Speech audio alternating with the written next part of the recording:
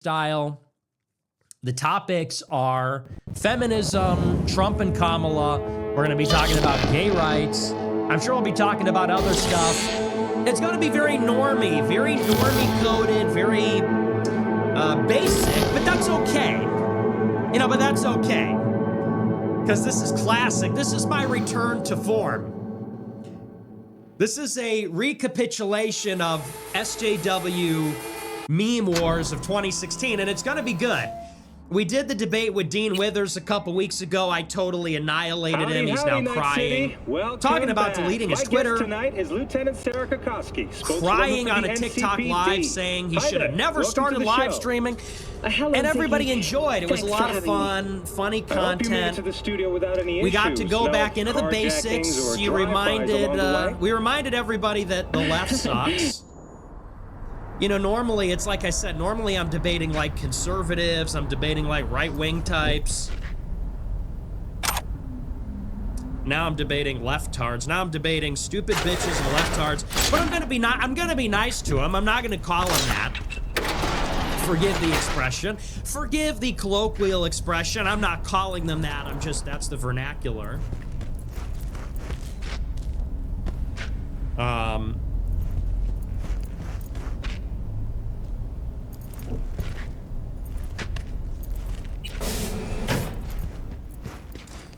So it's going to be a lot of fun. Trigglypuff is going to be making a reappearance. Get your hate speech off the live stream. It's going to be just like the good old days. You know, Trump is totally corrupt, totally corrupted, joined with the establishment. But the good news is the memes, glory days from 2016, they're coming back. It's back on Rumble, it's back on Kick, it's back on X. Sadly, it's only the groypers that are doing it. Somebody's doing the groyping, Don. Somebody's doing the groyping. They're bringing drugs. They're bringing crime. They're groypers. And some, I assume, are good people. They're bringing nigs. They're bringing crime. They're groypers. So anyway, so it's gonna be fun. It turns out, though, there's a big development. The highest profile debater has dropped out of the debate. The black girl from the Jubilee video was going to be in the debate. She dropped out at the last minute. She said she didn't want to platform hatred. So that sucks. That's weak. They're all so tough. By the way, I'm getting the platform anyway. You stupid bitch. I'm getting the platform anyway. What do you mean? I'm not gonna give him a platform. I have a platform, idiot. I have a huge platform on Rumble. I'm doing the debate anyway. It doesn't even make any sense. We cannot platform hatred. First of all, I love everybody, you stupid bitch. Second of all, I'm already getting the platform. I'm going on the stream whether she's on or not. So what are you even accomplishing? I'm on Rumble every night with over 10,000, 15,000 live viewers. I got 400,000 followers on X. I'm going on Aiden Ross anyway. She's like, well, I don't want a platform. So I think, honestly, it's a forfeit. I win by technicality. I win by default. It's a forfeit. And we have to draw negative inference. The negative inference is that she wasn't smart enough to win the debate. Shit. If you don't show up, if you're gonna be a boss bitch doing TikToks in alien costumes, ain't gonna say it again. You can't show up against a groyper general. We have to draw the negative inference. She couldn't win the debate. So disappointing. I'm disappointed. I thought I was going to get a chance to finish the job that Charlie Kirk started. Charlie Kirk started up on her. I was going to finish the job. I was going to take care of it once and for all with rhetoric. But I've been deprived of the opportunity. She forfeited. She ran from the debate. So that's BS. I just found out about that 10 minutes ago. I tweeted, I said, girl. I said, girl. she goes, I don't want to platform hate. I'm like, girl, stop. Stop playing with me, girl. Stop playing with me, girl. Platforming hate? I have the platform. Anyway, but I don't know how many other feminists are going to be in there. I think it's like 5 others. I don't even know who they are. I don't even know the topics really. Aiden asked me last night, what do you want to do? I said, I don't know. Let's do what we did last time. So we're going to do the same topics basically. So we'll see. It's going to be like a 5. I think it's a 4 or 5 versus 1. I don't know the format. I assume it's going to be free flowing. It's not going to be too formal. And I guess we're waiting on Sneeko. We're supposed to start a little while ago. We're waiting on Sneeko. That's what Aiden says. So we'll see what happens. He's watching my clip when I said I hate women. React to this. From my chat with Kick CEO Ed Craven, will not be offering a deal, Dr. Respect.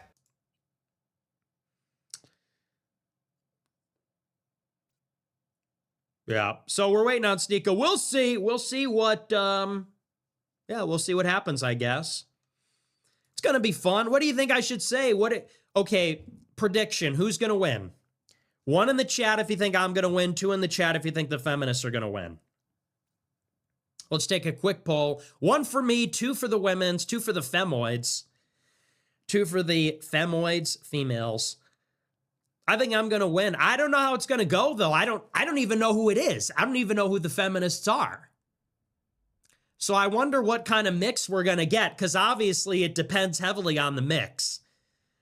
Is it going to be political people? Is it going to be regular volunteers? Is it going to be sluts? Is it like OnlyFans girls? Is it going to be political people? I don't know what we're dealing with here. I'm flying blind. Are they going to be ugly? If they're ugly, it's an automatic victory. If they're ugly, I'm going to give you, you're going to know what I'm thinking. It's kind of like an automatic victory. I'm not going to lie. But we'll see. I'm not going to attack them on their appearance unless they attack me first. If they do personal attacks, I'll get personal. Equal rights, equal fights. If it's a feminist debate, you can't throw up your hands and say time out, you know? Normally, I would go easy on women, but since it's a feminist debate, they have forfeited that privilege. Since it is a debate about feminism itself, they have forfeited the privilege.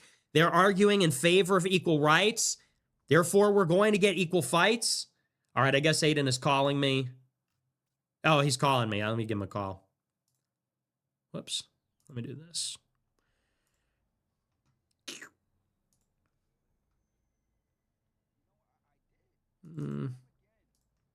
I don't have the notifications on. People keep pinging me. People keep spamming me. All right. All right, so I got him on the line here. Hello? Or no, he's not in yet. All right. Well, we're waiting for him. I think he called me like 10 minutes ago. And I missed it because I was talking, but he'll be in here in a sec. Predictions? What do we think? What are we thinking, chat? What are we thinking? I don't know. I don't know what to predict because, like I said, I don't really know. With Dean, we kind of knew what we were dealing with. It's like one of those left-wing debate bro types. Very typical. We've all seen that before. Nick, can you hear me? Yes, can you hear me? Hey, Nick. Hey, what's up? Hey, brother, how are you? I'm good. How are you, man? How's your birthday? Oh, dude, thank you so much for asking. Let me put my camera on, man. An absolutely excellent birthday. I had a great time. Great people, great energy. It was great, and I really appreciate you calling me, man. It made my day. Yeah, man, of course. I saw it was Aiden Ross's birthday. Got to give the birthday boy a shout out. Yeah, what do you think about this debate? Who is it? I don't even know who the feminists are. You got to tell me who it is. Okay, so I do have to tell you one thing. You remember the girl that Charlie Kirk did, the girl with the big nose piercing? So yeah. I spammed her every day. Please do this. Please do this. It's going to be great. It's going to be huge. You know, if you want to change, if you want to help, you know, influence another side, you can. You're going to have a big platform, big eyes on you. She said, no. I offered $20,000. She still said no. She said something like, it doesn't really make sense to do it. So she kind of ducked, bro. I don't know what it is. I don't know what you got going on, Nick, but a lot of people are pretty scared. That's crazy. Yeah, I just saw it before I went live. One of your Clips accounts said she's not coming on. I said, girl, she said she can't platform me because of hate. It's like, first of all, I love everybody. Okay, that's one. But Facts. two, it's like we're doing the debate anyway, so it doesn't even make any sense. That's just like what people say. They go, I can't give them a platform. It's like, I have a platform. But Right, whatever. right. I do want to say, Sneeko, yeah, Sneeko, come on in. I opened your Rumble chat for 1 second. Somebody said L Dragon Nose. Is my nose really a dragon nose? Like, do I have a point? What's up, brother? No, I don't think so. Shalom. Hey, thank you Hey, so what much. up? Oh, Sneeko, you pull up that chair, baby. Do you have herpes, by the way? I don't have herpes. It was a false accusation. False accusation. No, I don't have herpes. You don't have AIDS? No AIDS, no herpes. Sit I down. asked them to give me a mask, but we did. Sit the fuck down, Do dude. you not have? I have nothing. I'm clean as a whistle. All right. All right. Hey, what's up, man? Hey, what's going on, Sneeko? Good to see you. Hey, wait. Do Good I to really see have you a? too, buddy. Do I really have a Junos? No, I don't think so.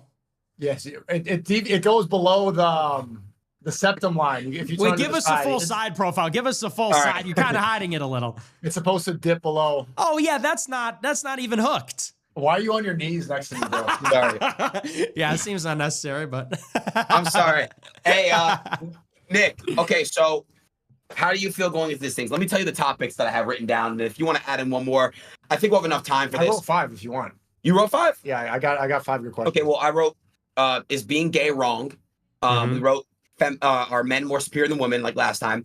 We wrote Kamala or Trump, and then I wrote transgenderism. That's not a question. That's not okay. So let's not. what are the ones you have?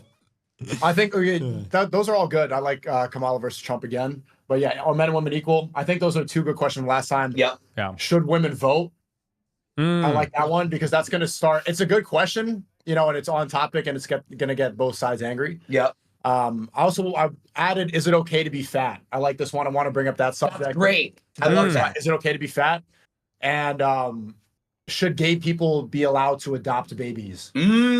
I like that one too. I like that one too. Those It's a are good good. one. And then for the 5th one, I wrote, is religious law oppressive? But we could change that to Kamala. Hold on. versus Should a Trump. woman put mayo when they make you a sandwich? Is a good one. That's it.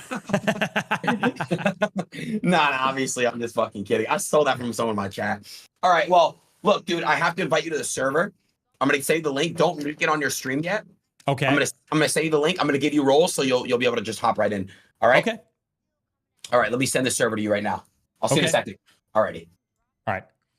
All right, here we go. Let me hide this so we don't dox the server again like last time. My bad. So this will be good. Yeah, so confirmed. Black girl's not going to be in it. I don't know who's going to be in it, though, but these are some good topics. It's going to be good. All right, here we go. We're in the thick of it. All right. Hey. Okay. All right, let me do this. There we go. I would turn the camera off. All right. So Nick, I'm gonna turn my camera off when we drag the first girl in here. Okay. How should the format be, guys? Should we basically just have one girl join per? Like, how should we do it? What's the way we should do it? So if you want to do it similar to Jubilee, it was like All 20 girls minutes join? each. Yeah, we spend 20 minutes max on each topic. I agree. Yeah, I think we go one at a time. No, but there's 5 of them, and we want to keep cycling through. But I think a good segment would be if all 5 come in at once to debate. Like, I want to see. Okay, so all 5 come in at Five. once, and then each girl has like what 2 minutes to basically respond to the question. And Yeah, they go back and forth. I think we go 2 minutes back and forth. But Yeah, we just server mute them. Okay, that's fine. Let's drag everyone in. We're gonna have everyone introduce themselves first. can you flip this so I can hear?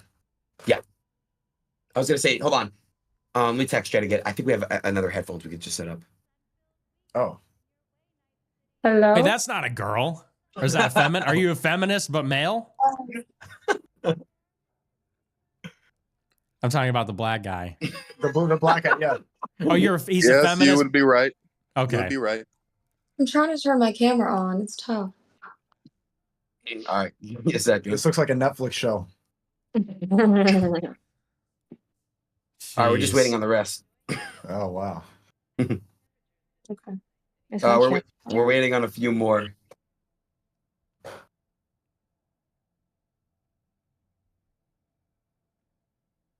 Can we put the boobs away? What kind of stream is this? What are we doing? Is this a debate or Oh my god, dude! Wait, hold on. Who's just put their camera on right here? Breathe the nipple, Nick. That's why I even pushed it back so that we could get more boobs. Can we put on like a sweatshirt or something? A burqa. They're A gonna burqa? distract. Yeah.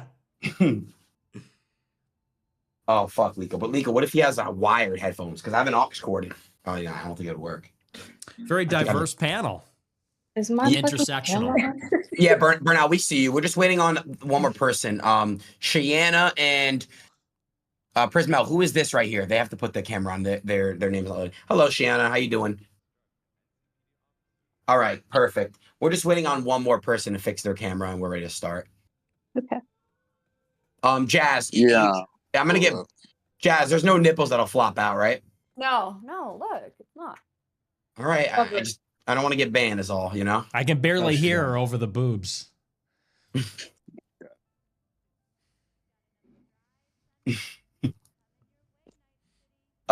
Okay. Nick, if you right click each individual's picture, you can turn their volume up, by the way. Okay, cool. All right. I want to get started. We're just waiting on one more person, guys. For now, you guys want to introduce yourself. Burnout. You can go on and start introducing yourself. Talk about yourself, give a little introduction. Go ahead. Hi, I'm Burnout. I'm Brooklyn based. I'm an artist and musician. And, I'm here for the feminists, you feel me? Salute. All right. That's great. That's great. Okay. I'm sorry. Your name doesn't pop up, but the oh, there we go. I see you now. Hello. You can go ahead and introduce yourself. Blonde hair girl with dreads. I hear going through this crazy. I mean, is that not what she has? You're absolutely right. I just, I don't know if you're picking up by the description a little bit. Okay. Go ahead. Blonde dreads. Okay. Can you guys hear me? Yeah. Yes. Yes. Okay. Hey everyone. I'm Jada. I'm a criminologist. I'm a student, and yeah, I'm here excited to be on. Why did you decide to join this debate today?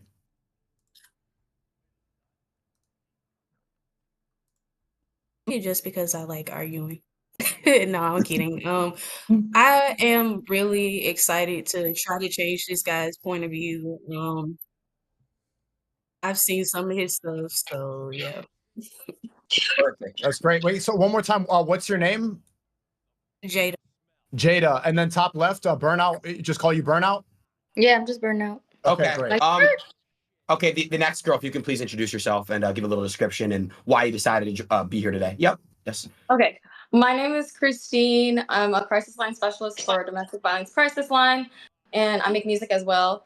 But I kind of want to be on here because I think a lot of people's ideas of feminism is like, the Taylor Swift white feminism or the women that wear pink pussy hats. And I just want to say, like, we're not all like that, like I just think it's, but I try to look up Nick stuff and I got luck everywhere else but TikTok. I looked up Nick Fuentes and it said against community guidelines, and Nick Fuentes with a Z against community guidelines. I was like, oh my God, they really don't want to show his stuff. But I got to watch a few of your stuff and things like on YouTube, and they love you on Twitter. So yeah. Okay, Very guys, good. real quick, there's somebody with their camera off. If you guys can just please try to keep it on because it's going to ruin the layout of the streams for me and Nick. But I appreciate that. Thank you, guys. Just have your camera straight. Okay. And what was your name again? See. Christine? Yeah. Gotcha. Nice to meet you. Nice Okay, to meet you. is Zaki? You can go ahead and introduce yourself while you're here. Wait, can you guys see me? Yes. Yeah, I can see you. Yes, we Yeah, can I see can't you. see myself. But yeah, my name's Isaac. I'm from Houston. I'm currently a college student majoring in political science. And of course, I know who Nick is. I know who Aiden Ross is. I know Sneeko. I don't agree with a lot of you guys, but I am looking forward to a productive discussion. Okay, why did you decide to join this debate today? Well, I've been a lifelong feminist, and I've just recently started getting into the political sphere. I appeared in the last Jubilee video covering this exact topic. So yeah, that's pretty much it. Okay, that sounds great. And in the middle? Oh, we can't hear you. If you can just, I think Jasmine's things. Yeah, Jazz. Your mic's not selected. If you go to the bottom middle of your screen, you can select your okay, someone keeps leaving. Oh, sorry, my bad. I was trying to put the camera on. You're good. I kind of can't see myself. I know on mobile. I You think you can guys see me, but I can't see you. Yeah, so Or- on mobile, if you guys are on your phones, you're not gonna be able to see yourselves, but I promise you we can see you. If we can't, I'll say something. All right. Oh, okay. If you guys can, the ones that are on mobile, tilt your phones horizontally, meaning hamburger style. If you guys can, Right. so, yeah, but you have to turn off the lock thing on your phone, burnout. Okay. And then if you could do that as well, Cheyenne. Cheyenne, you got it right. Sorry, I'm sorry. And then I tried. Christine? Oh, I have to unlock it. Yep, screen lock. yeah, screen lock, yeah. There you go. I'm There she's so going. sorry. It's like a Zoom class. Sparkle. Heaven, your mic is muted. Can we get a mail to help with this, please? Oh, Don't Jesus. do that. Guys, he's just do that. messing. Not I'm starting off teasing you. He's just joshing. He's just joshing around. Okay, in the middle. Take it easy, just breaking the ice. All right, hold on. We can't hear you, Jazz. Draco. Jazz, we cannot hear you. Okay. We can see you. Can't hear you. We can definitely see you. And she's doing a strip show. Well, then I'll go. Yeah, go ahead, Cheyenne. My name is Cheyenne. I am from Florida, born and raised, and I am an actor. And I wanted to join this debate to kind of see. I don't really think you're a bad person. I just don't agree on the stuff you say. And I am a feminist, so I want to see if this can be a better outcome for both of us, so we both get a better understanding. Because people just think feminists and they think, oh, she hates men, and that's not true whatsoever.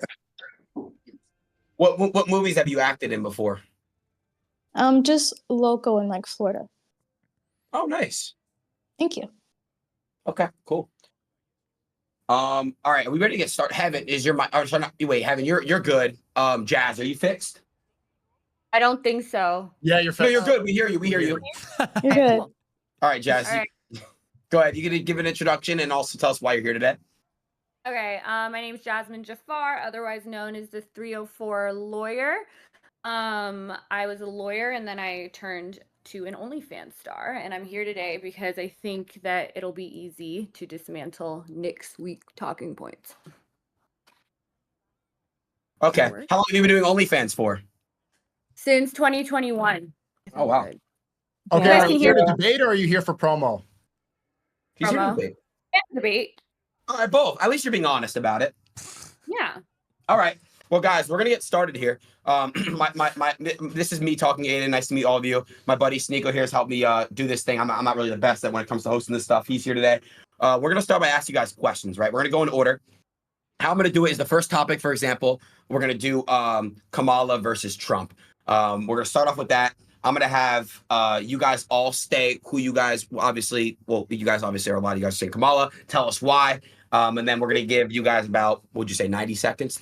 Well, I think because we have everyone in the panel, it seems like everybody already knows what we believe on these subjects. We can let Nick give an opening statement, and then we'll just let everybody respond. Like, well, let's go in order.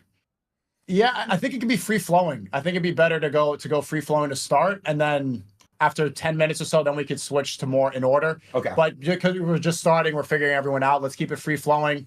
And then if it's too many interruptions, then we'll step in. But let's do 10 minutes free flowing and then see how that goes from there and then adjust with more time. I think to be easier, just raise your hand if you want to speak, and kind of whoever raised their hand after Nick does his little statement, you guys can go off like that. It's just much easier so you guys don't talk to each other. Yeah. So Nick, go ahead and start it off. Trump versus Kamala. Nick, I already know how you feel about that, but obviously who would you prefer, Nick, All right. between the two? Go ahead. Sure. Well, first, I just want to introduce myself. For those that don't know, I'm Nick Fuentes, and I agree. I think it's going to be a good debate. I'll keep it civil, and we don't hate anybody. I'm glad. I forget who had said it, but yeah, I don't hate anybody, and I think we do just have a difference of opinion. It's fundamentally just a different worldview. People that are feminist and people that are traditional, and I think they're the traditional viewpoint is slandered, but it's been around for thousands of years, so it's obviously valid. I think on that basis alone, but. With regard to Trump versus Kamala, I do have to put out a disclosure at the beginning. I'm actually not going to vote for Trump, but I do think that Trump would be the better candidate. And, you know, people say, well, how can that be? I talk about it a lot on my show, but for the purpose of the debate, let's just say I'm defending Trump. I do think he'd be the better president.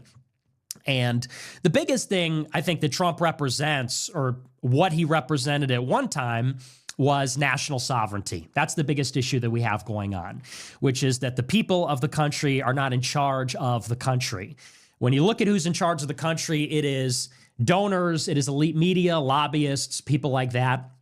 And they've been pushing a series of policies. I'm going to talk about 3 specifically that are destroying the country. Mass immigration, legal and illegal, free trade, which is the movement of goods without tariffs or duties or anything like that, and foreign wars, nation building, and regime change in foreign countries. Those are the 3 pillars of what he called in 2016 globalism.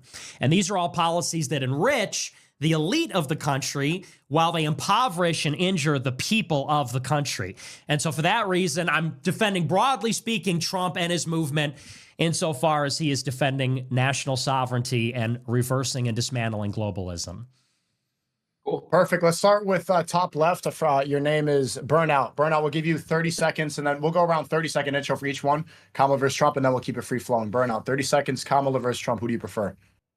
I'm not going to hold you guys. I prefer neither. Based. Like, I'm not going to sit here and be like, I'm going to claim a You're right. team. That's a I bad question don't to start fuck off with what Kamala's on. Am I allowed to curse? Yes. You could say, and I you don't could, fuck guys, what just Trump is on, but if I had to give an opinion,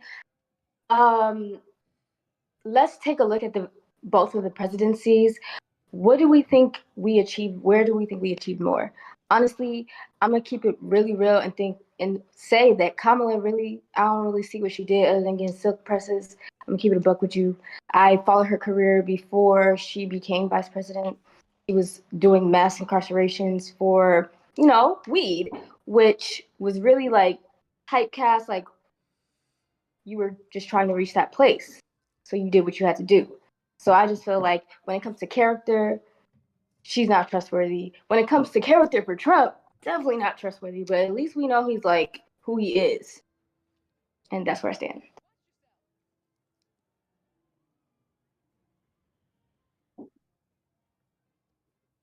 Kevin, you're next. Go ahead. So, I personally am going to be voting for Kamala Harris. I'm not a fan of Trump. I don't feel like he's qualified to be president. Kamala, however, she is qualified to be president.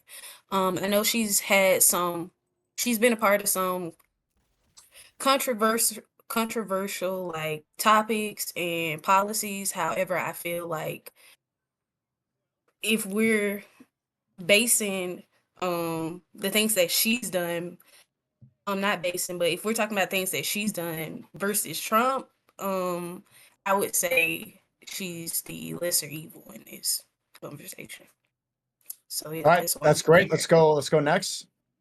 Yeah, so they're both pro-Israel, and I'm obviously pro-Palestine, so neither are ideal, but I truly feel like there's no such thing as somebody that can be like a good president, but obviously I choose Kamala. Trump, I don't know, he made a statement talking about like, if he wins, we'll never have to vote again. And that just sounds kind of terrifying to me. Like, is he just gonna like be like, is it gonna be North Korea here or something? But yeah, and then also the stuff with Project 2025 seems kind of terrifying. But yeah, I know we have to keep pushing, so that's what I have to say. Okay, sweet. Thank you. Isaac. Yeah, so I agree with what the previous people said. I do think Kamala Harris does have a shady history, and I am pro-Palestine as well. And I do not support sending money and ammunition to Israel. However, I'm not a single issue voter, and we live in a 2-party system, so we have to make do with the cards we're dealt. And since the third party candidate has no chance of winning, we have to make 2 binary choices, and I'm going to go with Kamala Harris because she is the lesser of 2 evils, and I also think Donald Trump is the most dangerous president in modern history. That's just my personal opinion. But yeah. Let's go to the next. Jazz. Oh. Very The- good. Hey, you love. Oh, exactly. This is. Yeah, you're muted. All right, should we just kick her? It's been. No, it's not kicker. Go So back to cruel. her. We'll just come That's back to not her. nice. Let her fix it. That's not nice. That was Sneeko who said that, by the way, not Aiden Ross. Go ahead, Cheyenne. I feel like that was a sneak. Like, Well, we're into the debate. We should have the technology going. But Cheyenne, 30 seconds on Kamala versus Trump. Who do you prefer? I prefer Kamala, but I will say this about Trump. There's a lot of people who hate him, but there's also a lot of people who like him, who think just like him. However, I do not agree with both parties when it comes to immigration. I'm pro-Palestine too, as well. However, whoever was going to be the next president of this country, regardless of how we all feel, we are going to forever fund war. We're going to forever fund all these things. And the thing that really bothers me about Trump is not the fact that he can say whatever he wants. It's the fact that he can get away with it. And that's not something I approve of. That's not something I would want anybody to look up and be like, oh yeah, that's my president right there. I'll be ashamed. Now for Kamala, I do not agree how her upcoming was. It was very shady. But however, I give credit when credit is due. And damn, that lady worked hard to get there. Okay. That's how I say. So okay. Got it. Now, a lot of you guys are, kind of going off of, I'll be real, like you guys are being upfront. I'll be upfront too. A lot of you guys have some of the same views as Nick when it comes to this stuff. But I want to ask you guys a question. Is there anybody here that genuinely believes that Donald Trump is racist? And if you do, please raise your hand. Okay, so let's. I'm Asian. All the comments he made during COVID, we all know. I'm sure the chat's Black traced with all the jobs. ching chong stuff. Okay, What did so he say? Nick, is that a better topic? My Would you say? African American. Let's discuss this. Yeah, let's go free flowing from this. Sure, yeah, that's fair, I guess. Yeah, I mean, let's talk about Trump being racist. If anything, I don't think he's racist enough. That's my opinion. But I have a different definition of racism than you guys. Let's just be honest.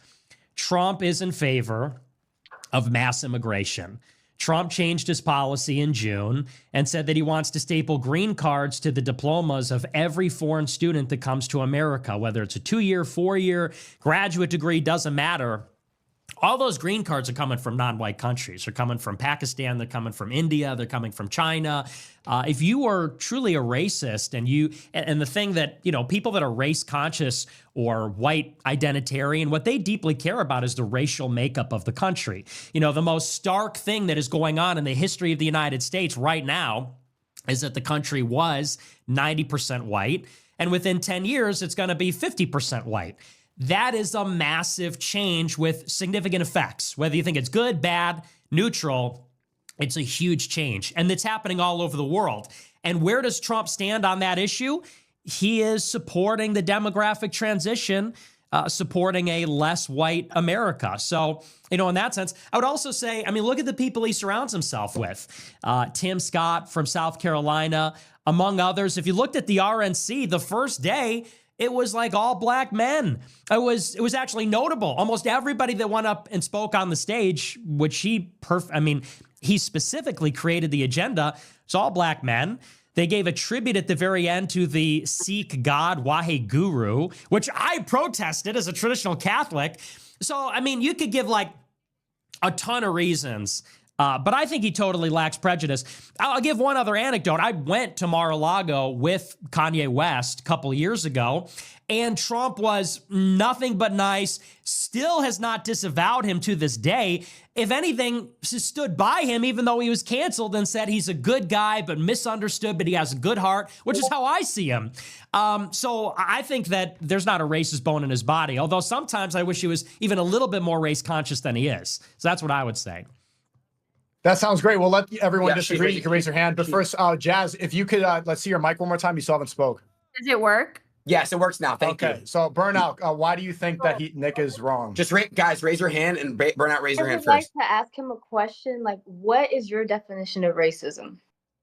It's a good question. That's the important definition.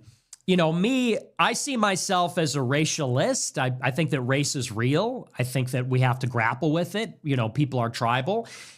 So I guess the working definition would be, race-based hatred. Does he hate people or have prejudice for people based on their race?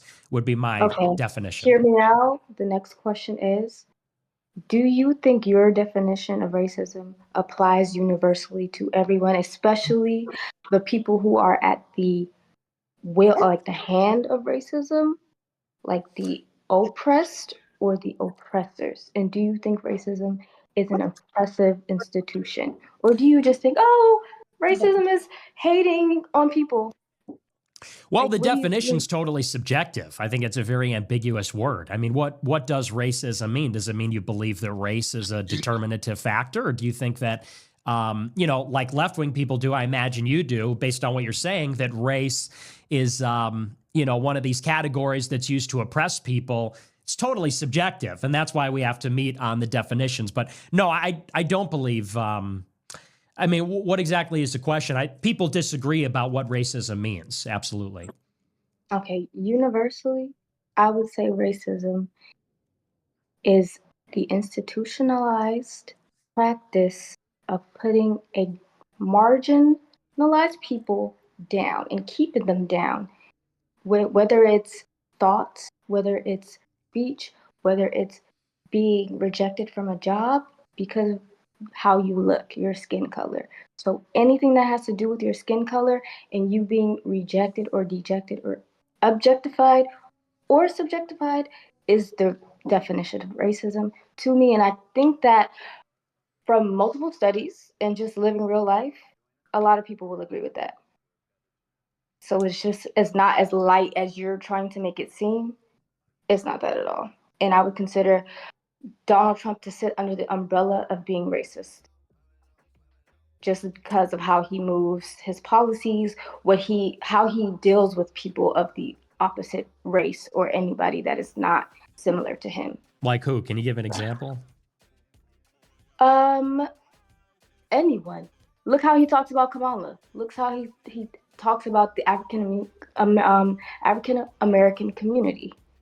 It's not from a place of understanding or relation. It's an outside observation from generalized views that are just stereotypical, really, because have you seen him really be in close contact with anyone who is actually someone who is a clear representation of being an African American person or a person of another race, where he can sit down and they'll be like cool and not have any type of controversy? Yeah. Ben Carson was in his cabinet. Tim Scott was being considered for VP. Listen to me. And let me add one other thing. Real quick, Nick. Sorry, Isaac. You were raising your hand for a while. I want to get to you, Isaac. What do you have to say to that? And tell me why you think Trump is a racist. Yeah. So I think Nick is really good at verbalizing his points to make it seem like he really knows what he's talking about. But racism, the word is not subjective. It's the inherent superiority complex to another race. There's just this clear cut and dry. And I do believe Trump is a racist because he had a civil case, back in the day because he refused to rent to Black people in his properties. He called for the execution of the Central Park Five. He had the birther conspiracy. These are things that have been around for years, well-documented cases of racism. So I think the reason you're saying he's not racist is because you have a clear misunderstanding of what racism is. But your opinion is not shared by most of the world, especially people who face racism. A lot of conservatives like to talk about like white racism. So wouldn't you agree that white people are discriminated against because they're white? Or is that not happening? Yeah, absolutely. Yeah. Okay, you believe in racism then, but only for your own people. So I think that, again, what is the definition? If the definition of racism, as Burnout said, is the systematic oppression of a person based on race, then you would disagree. You would disagree that white people are discriminated against, right? If white people are oppressors? There's individual racism. That's like a thought. You see somebody outside and like, so what is the definition then? You're making the case that it's very clear cut and there's no ambiguity, but clearly There's Can I disagreement interject? on this panel between you Can I and interject? Burnout even. Prejudice would be what the word you're looking for, not racism. Prejudice Yeah, would be the word you're prejudice, looking for. discrimination. But when it comes to like racism is race-based discrimination and prejudice. There's individual racism. That's where somebody sees another person of another race and they, subconsciously do not like them. And there's institutional or systemic racism where there are foundations in place to keep people of color down. I think you're looking at it from a very narrow-minded lens, but I could show individual racism towards you, a white person.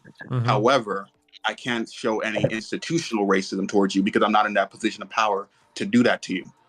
You understand? Yeah, I don't. Are we debating whether Trump is a racist, or are we debating whether the definition of racism is universal? Because I think there's Well, in broad order to debate disagreement. that, we need to I feel I like you're think we're shifting the goalpost for debating racism, though.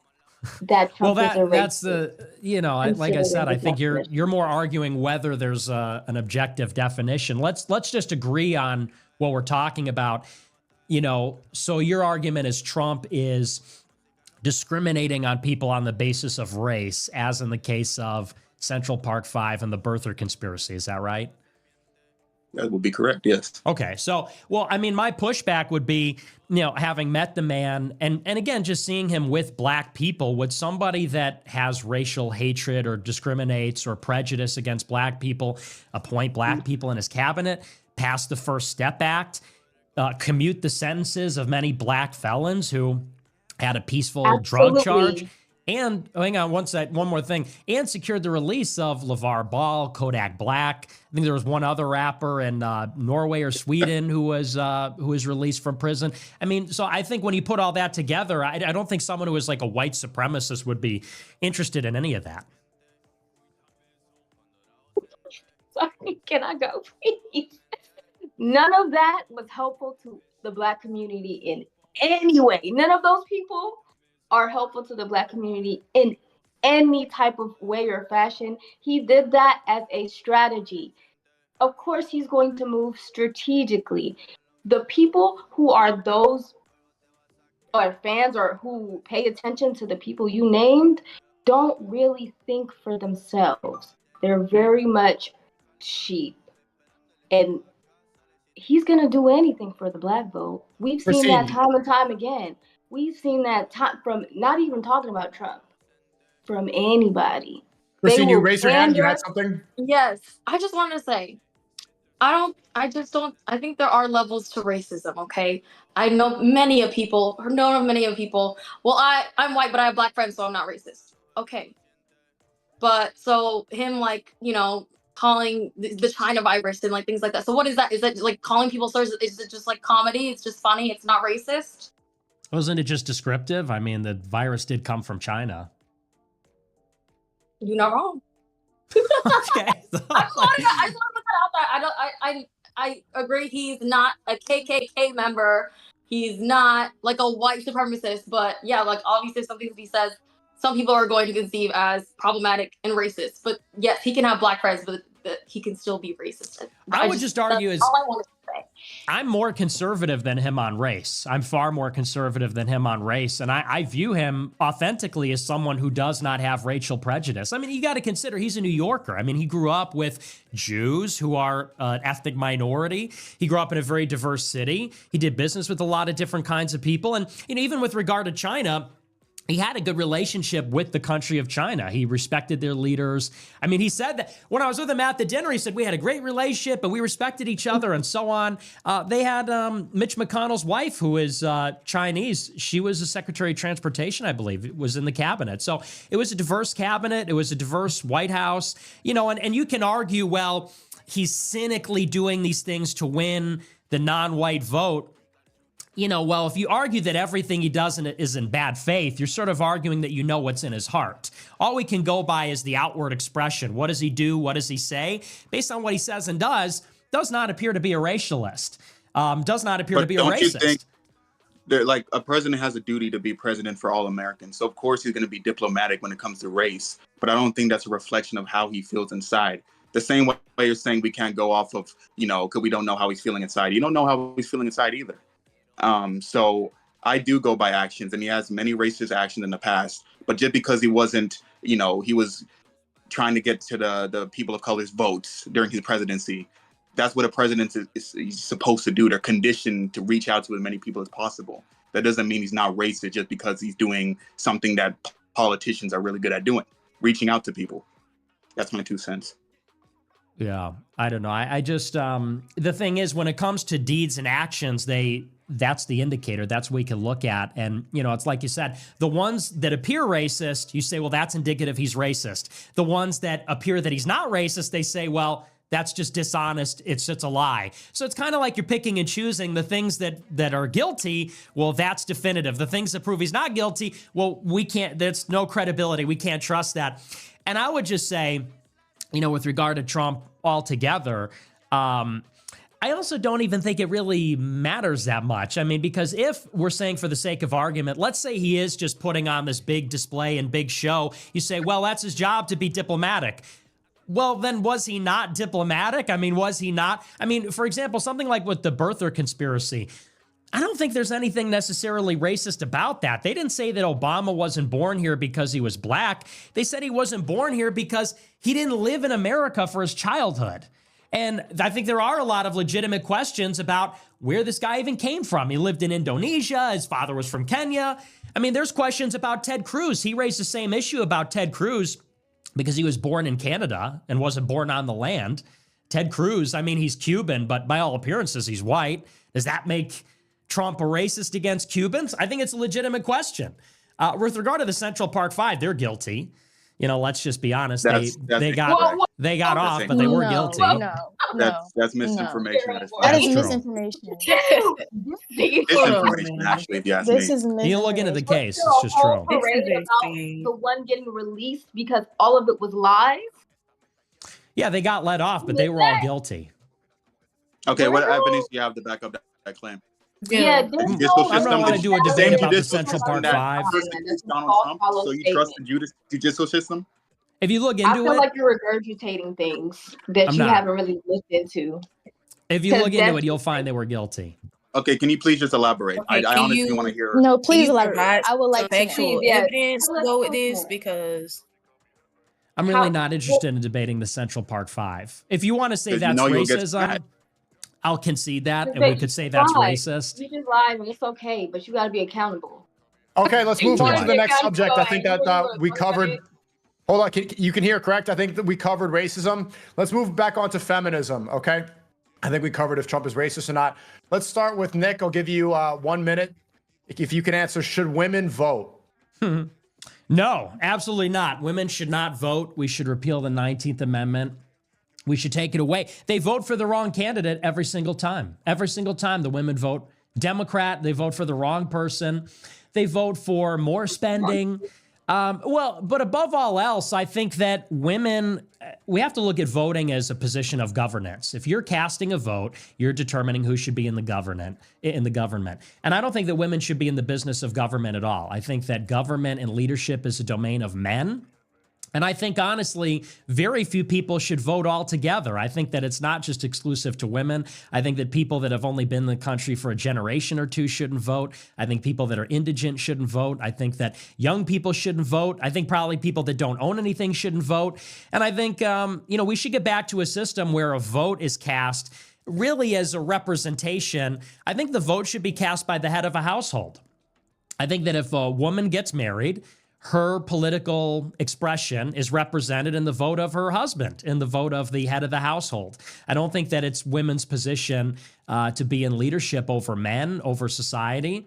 And I think that it's completely outside their domain. So I don't think they should vote at all. And I think the evidence is clear. I mean, ever since they got the right to vote, it's been all downhill. Burnout, you want to respond? Do you want me to respond? No, I'm kidding. I will, actually. I just want to ask a question to lead you to a point. Being in the state of where we are in this country, knowing that nothing but men have president this country, you think that women shouldn't have a chance to run it? You think you're doing an amazing job? Yep. 100%. Are you here for the progressiveness of the country, or are you here to stick to the cookie cutter, you know, average white male leading the world type of vibe? Totally average white male leading the world. I think we should have exceptional white males leading the world. I think the world was a great place when we had more of that. The more we get away from that, the worse things seem to get. I think white men should be back in charge, but that's another debate. I think women should definitely not be in charge. I feel like, I'm not trying to generalize, but I feel like that demographic causes more harm to the country than they ever did good. And that's on a daily basis. That's like from like something as minuscule as a school shooting. Yeah, but we invented everything. Also, yeah. Like, come on. You said women vote for the wrong candidate. Yep. So why are you the arbiter of what's considered a wrong candidate? Also, you do know that the same wrong candidates that you're talking about, men vote for them as well. Yeah, I know. And all these things, I know you said like some men should vote too, but if you believe in a democratic system where every person's vote should count, I assume so. I don't. Why not? Because I mean, let's take, for example, in this society right now, person turns 18 years old. They don't own anything. They've never had a real job. They just graduate high school. This is a person that's voting for the president of the United States. What do they know about anything? What do they know about trade, the economy, foreign affairs? What do they know about one thing in the whole world? A person that owns a building knows more about the world than literally any 18-year-old alive today. Somebody that knows where water and electricity come from, somebody that pays bills, somebody that owns a company. These are people that know how the country actually works. The problem is people look at a vote as a privilege and they've divorced it from why we have the privilege. And we have the privilege because the privilege is conferred upon us by citizenship. Citizenship, self-government, means you take responsibility for the country. It's not just about you're a total bum or you're lazy or you know nothing and then you get to cast a vote. If you're not really upholding the responsibilities of a free man and a citizen, if you're not enterprising, if you're not a good Republican, by Republican, I don't mean a member of the GOP, I mean a member of the Republic, which is, you know, what this country is, I don't think you should be able to vote. And I think there's a lot of people that, you know, whether they contribute nothing or they know nothing, some of them aren't even literate, some of them know nothing about what's going on. The idea their vote cancels out a business owner, their vote cancels out a lawyer, it's totally insane. I have one point before I move it on to my other people, but I understand what you're saying. There are a lot of misinformed people when they go to cast their ballot, but I don't think that we should put in a system in place where they don't get to make their voices heard, because the president rules the country. That means every single thing they do will affect every single person in this country.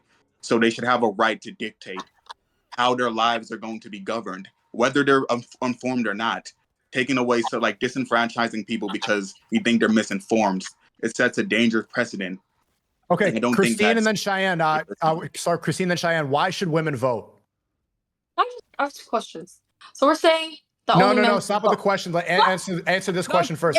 Why should women vote? Okay, so if women should they also not work, or is it two separate things? Because you know. Let's stay on subject. Why should women vote? I think everyone has the right to vote. I'm sorry. That's all I have to say. Go ahead.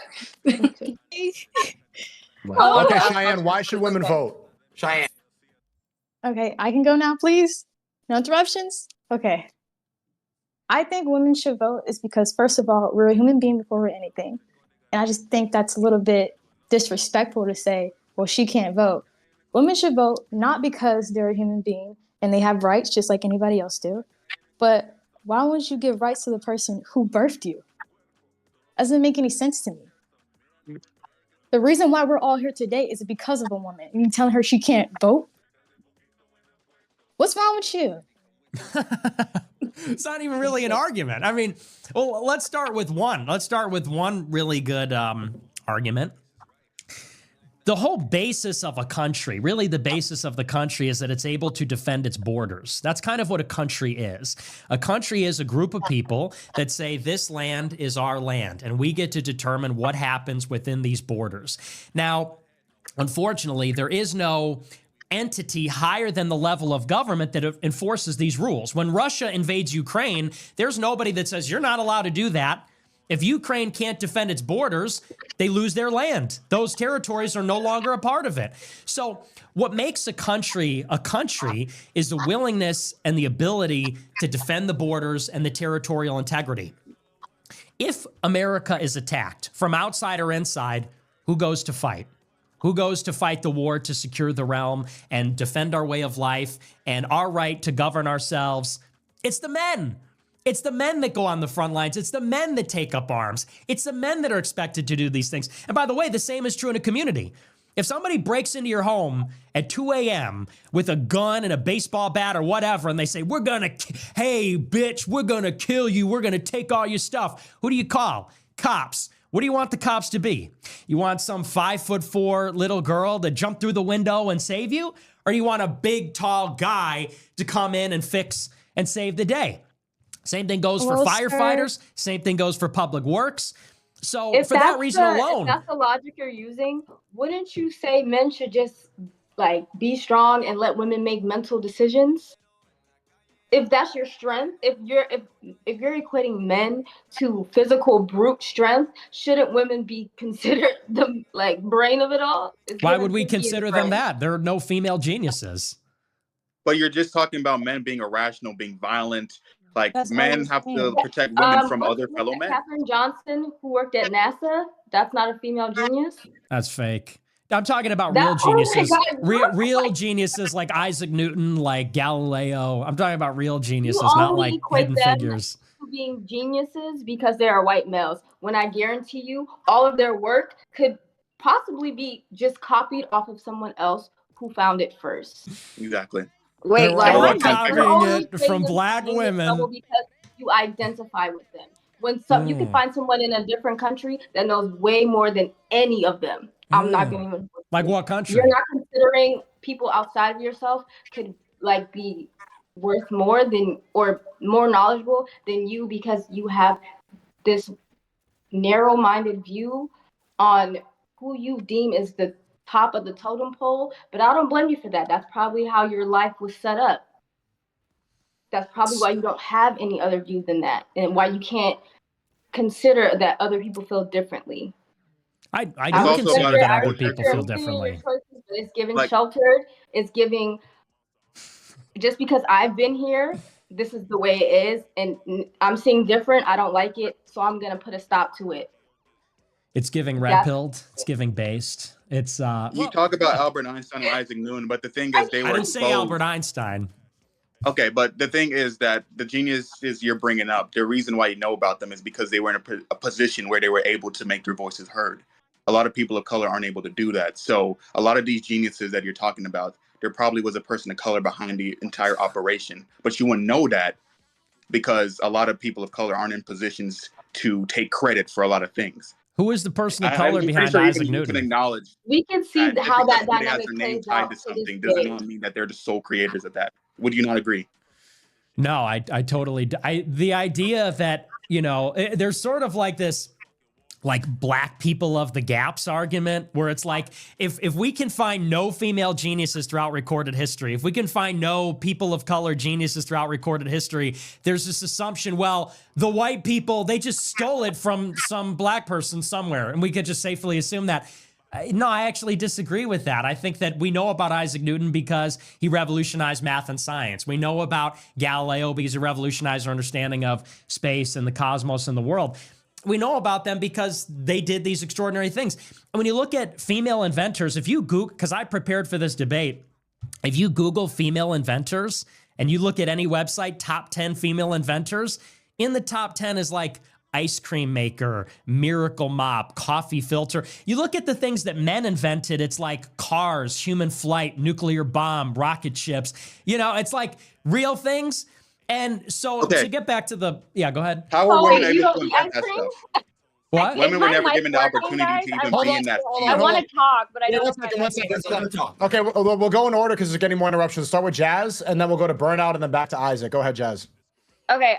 From your opening statement, first you said that you just don't like that women vote because they don't vote for the candidate you want. But the other thing you said was that women lack leadership qualities. So I'm wondering what these qualities are that all women don't have, and that like is a reason to categorically exclude them. Because even if we go based off of we should have informed voters, we should have voters that are paying into taxes or whatever you were saying, there's a lot of women who would meet that threshold and a lot of men that wouldn't. So what is your argument for categorically excluding one group based on their gender when many of them would meet the requirements that you had proposed? Risk-taking, decisiveness, assertiveness, disagreeableness. But all women don't have this. All women don't have this, and all men do. Do you not know how like averages work? Like when something when the one group is better at one thing on average, that does not mean, especially when it's a small effect size. For instance, like agreeableness, that's like a 0.3. So while you can make the statement that on average women are more agreeable than men, it's by such a small amount that when it comes to individuals, like let's say me and you, it would literally be like a coin toss on me being more agreeable than you. That's how that works. That's just statistics. So I think that's a really dim-witted way to view the world. That just because you're looking at group averages and then making individual judgments based on group averages. But they're categorically different. Men and women are two different categories. They have different hormones. They're wired differently. They're wired for different roles. You know, women. There's no overlap? Do you think there's no overlap? Do you think it's just 100% men are this way and 100% women are this way and there's no overlap? It's almost, it's nearly 100%. I do believe it's that. It's not. Yes. That's just scientifically not accurate. Well, and I'll tell you why. I'll tell you why I think that. You look at like right now, for instance, we arguably live in the most liberal, progressive, feminist society of all time. Europe and Western Europe and North America, probably the most liberal, feminist, progressive since the beginning of recorded history. We don't have any female billionaires, like very, very few. You look at the top 10 female billionaires, they all got their money from inheritance. And you look at, well, if you want a society that is a meritocracy, though, like let's say like 50, I think it's 15% of Nobel Prize winners are female. Would you rather have a society where it's zero? Like, wouldn't my society? Yeah, but they're giving them to like Malala. The best of both genders. Even if less women do X thing than men, wouldn't we want the best of the best? And for those women that can meet that standard, you don't want them to be included just because they're women. It doesn't seem like how you would operate in a real meritocracy where we're trying to get the best of the best for any field that we're going for. I mean, that's really a separate argument. The argument I'm making is that when you look at society, if your argument were true, that on average, men and women are equally as likely to be agreeable or not agreeable, risk takers or not risk takers, etc., then you would probably see a more substantial proportion of the super competitive people would be women. But that's not true. The most super competitive profession, lawyers, half of are women. I think half the medical professions are women. Women-owned businesses are less likely to go bankrupt. So there are certain fields where women are either surpassing or operating equal to men. And again, if you want a meritocracy, you want people who can survive in this economy and have a booming business, whether that's a man or a woman. Why would you categorically exclude an entire group of people based on a very, very small difference in group averages? Well, it's not group averages. We're talking about a difference in wired temperament. Two, it's not about excluding them from all of society. I think that women should be able to work.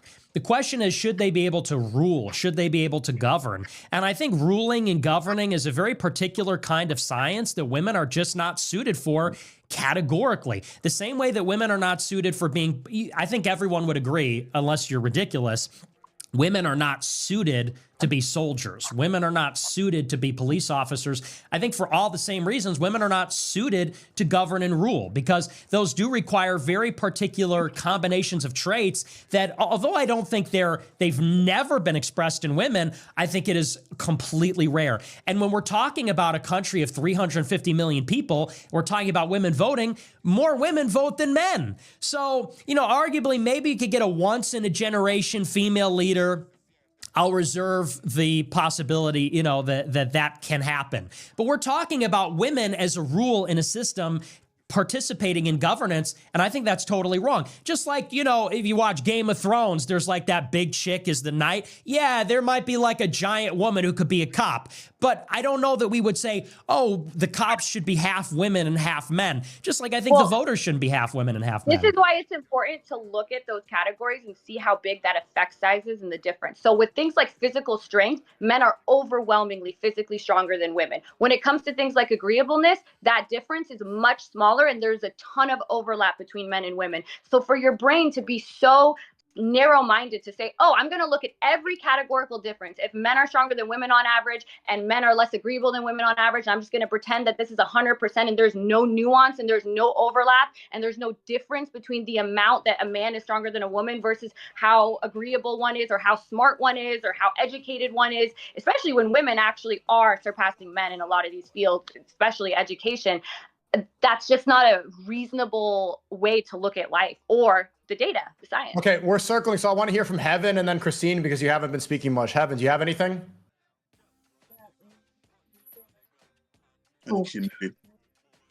Speak louder. Your mic isn't working. Let's hear from Christine while you fix your mic, Heaven. Okay. I don't have much to add. I'm sorry. I think we you guys dragged it Well, out. okay, I want to ask you specifically because you didn't get to give an argument Yes, earlier. Why should women vote? But you said that they were all No, but we're going to stay on subject. So the subject is why women should vote. What's your argument for why women should vote? She already said it.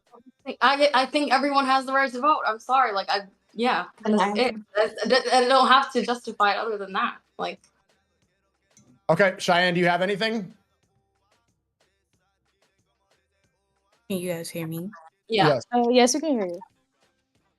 Okay, I guess I'll go. Yeah, so I feel like women should be able to vote because I feel like anybody in this country who is a citizen, who is a part of the way that America operates and flows, should have a say-so on how policies affect them. I feel like it's not fair to give the power to one specific gender based off of things that you've pretty much just pulled out of the air because you don't have facts for any of the things that you claim tonight. I just think that isn't fair. I don't think that's logical, and I think even the way you're debating tonight is showing that men should not rule or control anything just because you don't even have the facts to back up stuff you're saying. Okay, I mean, can I respond to that? Yeah, go ahead. Yeah, so, I think you made a good point. You said everyone who is a citizen should vote, and I agree, but it's really a bigger question about why do we vote? I feel like people take it for granted that, well, everyone's here, everyone has a right to vote. Well, why? When the country was founded, there was the spirit of citizenship. There's a spirit of self-governing. There's an enterprising spirit. And it doesn't just mean, you're kind of just like a regular Joe. You really worry about yourself. You don't really know anything. And then you get a right to determine who runs the country. When the country was founded, there was only one body in the whole federal government that the whole country directly voted on. Does anyone know what that is? Okay, case in point, it was the House of Representatives. The Senate, senators were appointed by the state legislatures. The president was chosen by the Electoral College, which was chosen by the state legislatures. Supreme Court was nominated by the president, confirmed by the Senate. It was only one federal body that they said was for the people. And even then, citizenship was restricted, and not even on the basis of race. It was restricted really on the basis of class.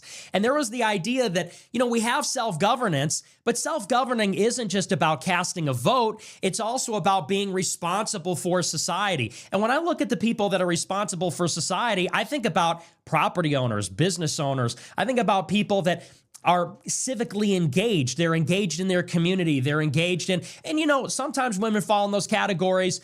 And, maybe that would be okay. I guess it depends. But maybe the fundamental assertion that should be questioned is that everyone has this right to vote. They take for granted, oh, I'm born, I get a right to vote. I actually don't think that leads to good outcomes. And that's why our elections are now these ridiculous turnout games where it's just pumping TV and radio with low IQ attack ads, literally busing people to the polls. It's like a month they harvest ballots, getting people to just show up and sign their name on it. This is not conducive to good governance. That's not what citizenship looks like. And so I think once you understand that, then you start to ask yourself, well, what would be the categories of people that should vote? And I think when you consider the temperament of men and women, I think that one of the ways you draw the line is you say men should vote. I think another category where you draw the line is people that own things, people that own property or own a business. I'm sorry, I don't think renters and wage earners, I don't think they really have enough stake in the society to be able to cast a vote. I think maybe you throw in a category like whether a person's a parent. I'm not a parent, but maybe that's another category. If you have kids, at least you have a stake in the future. But we really need to get back to thinking about voting as part of citizenship, part of being self-governing, not just this thing where everybody gets it like they get, anything else, like it's a big free-for-all. Say one thing. Yeah, I Isaac, really go think ahead, and then we're going to go last comments and then the next subject. Isaac, go ahead. Yeah, no problem. Yeah, I just think that's a really terrible argument because you're bringing up temperament. But 90% of all the wars in the world have been done by men because men hold the power. A lot of the societal issues could be attributed to men. So when you're saying things about temperament, men have bad temperament too. Men and women are very similar when it comes to the way their brains work. So to take away the rights of one side of the aisle while leaving it for the other, that shows a lack of temperament on your behalf as well, which is just proving our argument. And also, if you cut off the voting rights for 50% of the population, don't you think that would have a negative effect on society? I don't think you say that's the best for society, but how is disenfranchising half of the entire population good for society? Tell me. I think it would be. Yeah, go ahead. Sorry. I was going to say, and also, why should 50% of society have a say so for the whole, like the majority? That's crazy. Like a man shouldn't. That's crazy that you think that a man should have a say so on how things affect women's bodies, how people live, how people express themselves. That's no, that's not. You can. Can I make a last statement on that? Go ahead. In order to create a society, you need people. In order to create a person, you need both men and women. How can you speak on something like that and think that the other input is not worthy or is not valuable? You can't even make a baby without a woman. You can't even make a city to govern without a woman, and you're trying to take away the whole voice of a whole marginalized, not even marginalized, probably the most important factor in a society. Because who's raising these children? Who's carrying these children? Who's building a society? Who's under you that you think you have all the authority and right to govern all of these people, but they're the people who's putting in the work for you to be able to sit up there and speak so confidently in what you're saying. Perfect. I'm going to go on to the next subject here. Let's do last one from Jazz, and let's go on to the next subject, okay? Yeah, I just feel like it doesn't make. If he's saying, okay, the threshold should be property owners, pays taxes, civically engaged, educated, and has kids, but then all of a sudden all women are excluded for this, although so many women meet this threshold, just because you're making a categorical exclusion because of a group average, a very small one on temperament. It doesn't even align with anything else you're saying. If you have these requirements to get in, it should be, if you meet those requirements to vote, you should do it despite your gender or race or anything. It just seems like you just want to categorically exclude women just because they're women, based on a false perception of how all women are, because again, you're looking at a very small difference in group averages. Great. Let's go on to the next subject. Can I respond? Like 3 people just went. Go ahead, Nick. I'll be quick about it. I'll just say, I think that, and here's another point I'll just throw out there. Power and decision-making is distributed in the society in different ways. And I think Burnout actually made a good point. Women do raise all of the people, or ideally they should. I think that the mothers should raise their babies. I think every baby should be raised by their mother. That's a massive amount of power and influence. And women are a huge influence on their husbands. How a man goes out and lives his life is totally influenced by a woman. And I think the idea that voting is the end-all be-all of the expression of political power is just wrong. And I think that in the same way that men aren't trying to push babies out of their butts, I think women shouldn't be fighting in the wars. In the same way that men aren't breastfeeding the kids, I think women shouldn't be in politics. I think that politics is an extension of war. I think that governance is leadership. And I think that temperamentally, not group averages, categorically, women are just not suited for that sort of thing. Sounds good. Let's move on to the next subject. And for to spice it up, let's start with Isaac. I want to see what your answer is. Isaac, should gay people be allowed to adopt babies? Yeah, I believe that as long as you have the ability to be a good parent, whether you're gay, straight, no matter your sexual orientation, you should be allowed. Pretty cut and dry. Okay, anyone else before Nick goes? Should gay people be allowed to adopt babies? Heaven, do you have anything? Burnout? I I believe so. feel Yeah. that yeah, I feel like anybody that has the heart to be a parent, the patience to be a parent, should be afforded that right to experience parenthood and having a child and having that family that they have always wanted. I feel like there's no evidence to show that children that grow up in single or same-sex couple households fare any worse on a majority of metrics or on any metric. And on top of that, I feel like if you're looking at the best interest of a child, it's a child that's needing to be adopted and a family that's wanting to adopt them, how could you possibly say that this child just should live without parents instead of going to gay parents, especially when there's no evidence that doing so would be more detrimental to the child, even in a heterosexual relationship, much less no parents. Christine and then Cheyenne, do you have anything? Should gay people be allowed to adopt babies? Yes, absolutely.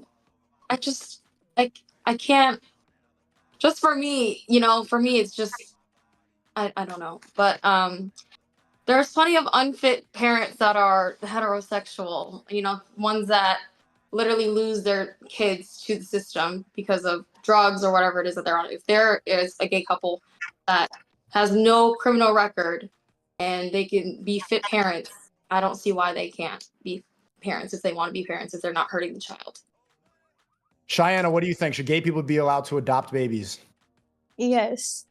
Anybody that wants to be a parent, it shouldn't matter what their sexual orientation is or race. So I think that a child deserves two-parent households, but it shouldn't matter what sexuality they are, because a kid deserves parents. That's how I feel. So yes. Nick. Well, wait, hold on. Did everybody go? Heaven, you went? Did everybody responded? I didn't. Yes, absolutely. You have to give an argument. This is a debate. Oh. So why, besides period, why should gay people be allowed to adopt children? I believe that your sexuality shouldn't disqualify you from having that experience and raising up a person into this world that could be beneficial rather than leaving them to fend and fight for themselves. Because as we know, orphans don't have anyone. So it's better to give them someone than nothing, I would say. Great. Nick, should gay people be allowed to adopt? No, babies? No, totally not. Absolutely not. And, probably it stems from a disagreement. I'm sure everybody on the panel thinks that homosexuality is fine. I think it's wrong. I think it's a perversion. And I think it's sort of like the question asking, should you let alcoholics adopt kids, or should you let drug users adopt kids, or something like this? And let's just be very clear about what we're talking about. The way that homosexuals are portrayed in the media and like Modern Family and stuff is like, oh, they're just like us. They just kind of like they have a different preference. Some people like hamburgers, some people like pizza, and so it is.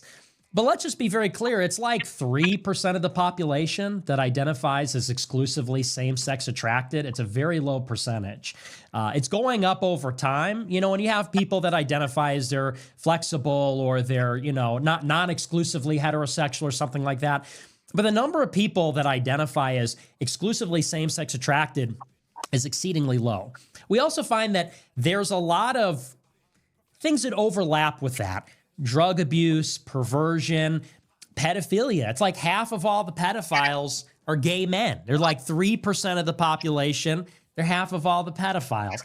And then you look at things like monkeypox. How did monkeypox come to America? It's because they all went on an island. They were all having sex with everybody else. It was a giant orgy. And then they all came back to America and had sex with everybody here. And then they gave everybody monkeypox. This is how the AIDS crisis started. And nobody wants to talk about it, but it is the ugly reality. Gay men know about it. What's that? Is that facts? Is that factual? Those are 100% facts. Can you give us a source? Wait, don't What? straight people spread diseases too? Okay. Not as much as the AIDS phenomenon was a Can gay you phenomenon fact check in the that? 80s and Wait, 90s. I don't understand the 3%. I wanna Let's know say, your And Let's if say I could just 2%. finish, I promise I'll Yeah, wrap it let's up and then lower you the can interruptions respond. before you guys continue. We'll go one at a time. Nick, if you could finish your opening statement. So the dirty secret that nobody wants to talk about is that homosexuals, there's a huge overlap with perversion and other dysfunctional behaviors. I'm sure there are homosexuals out there, maybe, that their only sin is sodomy. Their only sin is sodomy and something like that. And maybe every other way, they're fine. And I think that's very rare. But overall, the gay community has a lot of those problems. And I think the question fundamentally is, what is best for the child? You know, people say, well, everyone has a right to have kids. And something consistent in the debate is this, you know, we have rights. We have to think about what we're actually doing here. We have to think about where the rights of other people are. You know, do children have a right to grow up in a home with a moral fabric, you know, where it's a man and a woman in a marriage, as opposed to a single person, gay people, you know, other kinds of issues going on in the home. I actually do think in some cases, children not being adopted is better. And obviously we can think of examples of where that would not be the case. And I think that also applies to homosexuals too. Okay, let's I respond think one this- at a time. Do you have anything, Isaac? Yeah, I think the main point of this debate is kind of there can't really be an agreement or a conclusion reached because we have a fundamental disagreement over what's moral. I think you see homosexuality as a sin. You call it sodomy. So from your perspective, people who are immoral should not raise kids. And in that sense, I agree that people who are immoral should not raise kids. However, I do not view homosexuality as immoral, as do many other people on this panel. So that's pretty much how it is. I don't think we will be able to reach a consensus on this, to be honest. Do you have anything else? Burnout, Heaven, Cheyenne, anything? I just want to know, what basis do you base homosexuality in relation to alcoholism and pedophilic nature? Because those are very different things. Like, those are hugely different things, and that is a heavy statement to make in a comparison. To call someone who is a drunk and a danger to children the same as someone who just likes the same sex. That's a bit insane to me. Well, the argument went like this. People said that everyone who wants a kid should be able to adopt a kid. And I said, well, obviously that's not true, because we wouldn't, if an alcoholic wanted a kid, we wouldn't send an adopted child to them to raise them, because we see there's obvious problems. What's that? No We one didn't said say never- that. We you said didn't say specifically that. homo. We did not say that No one said anybody that. should be able to adopt. We never said Well, you said, anybody. well, your argument was, you can roll it back, but the argument was people want to be parents, they should be able to be parents. And I think you agree that some people, that's not, even if they want to be parents, that's not enough, because there's certain qualifications. We have to consider whether they'd be good parents. Would And you what not let No, people in a rural That's not what poor we said, community though. adopt children then? Because they have high, if you're looking at averages, they have high rates of alcoholism and drugs. Would you not have people in middle America, rural communities that all are dealing with this opiate crisis? Would you not let any of them adopt children? And again, just because when you said earlier, oh, it's rare, it's only 3%. Like, yeah, maybe 3% of the population is born with 4 fingers instead of 5. That doesn't mean they shouldn't be parents, just because it's not as common. So I don't understand, just because you're saying that. And again, there is actually no evidence that children that are grow up in same-sex households fare off any worse, whereas there is evidence that children growing up in poor rural communities fare off worse. So with your argument, would you not let those people adopt children? Again, the argument isn't about averages. The argument isn't whether someone is statistically likely to be one thing or the other. What I said is, and okay, can I finish my reply? So as I'm not sure it's Isaac. I think Isaac said a moment ago, you know, we're not really going to come to an agreement, because if you think that being gay is not immoral, And I think it follows. If you don't think it's immoral, you probably would say that gays are just people that have a higher risk factor, for example, of those things, just like other people, just like people in Appalachia or something. And therefore, you wouldn't categorically exclude them. What I'm saying, though, and I'm making this argument by painting a picture, is that homosexuality is immoral, just like being an alcoholic, just like being one of those other things. And it's an immoral behavior. I think in the same way that someone that abuses alcohol shouldn't have kids, someone that abuses themselves in a sexual way shouldn't be having kids. The picture I'm painting for people who might be skeptical is just to kind of introduce it.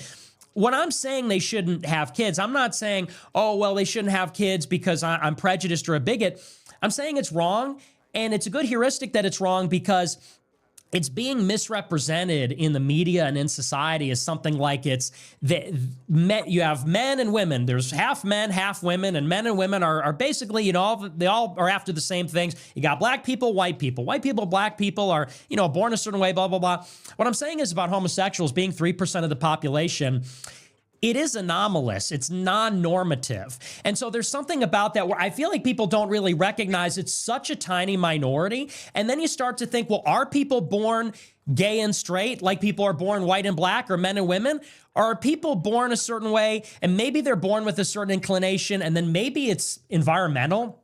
In some cases, it's induced by assault or trauma, or it's induced by certain environmental factors in the home, like an overbearing mother. And then you start to create a profile that homosexuality is really a pattern of behavior more than an identity. And that's why it tends to flow into heavy promiscuity, drug use, perversion, all these things, because it isn't just like a preference that is kind of arbitrary.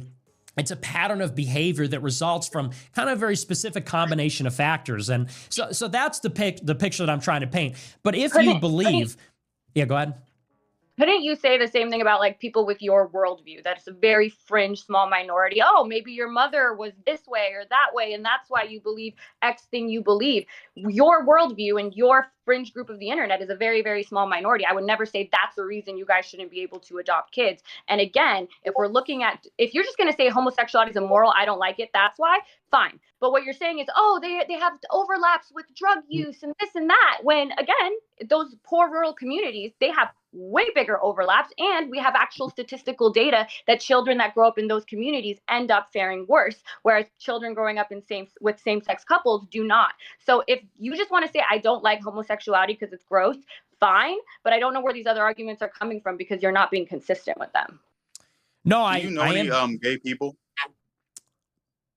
No, I don't think I do.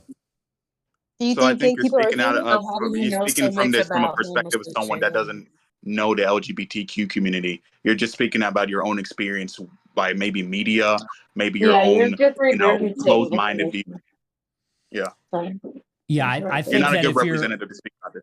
if you're trying to make the case that homosexuals are not promiscuous, that they don't abuse drugs, that they don't like to party, that there's not immense perversion, I think you don't know what you're talking about on that case. I mean, it's true. Maybe I don't have credibility on the subject because, I don't know them and that lifestyle intimately, but I think you'd be mistaken if you're arguing that.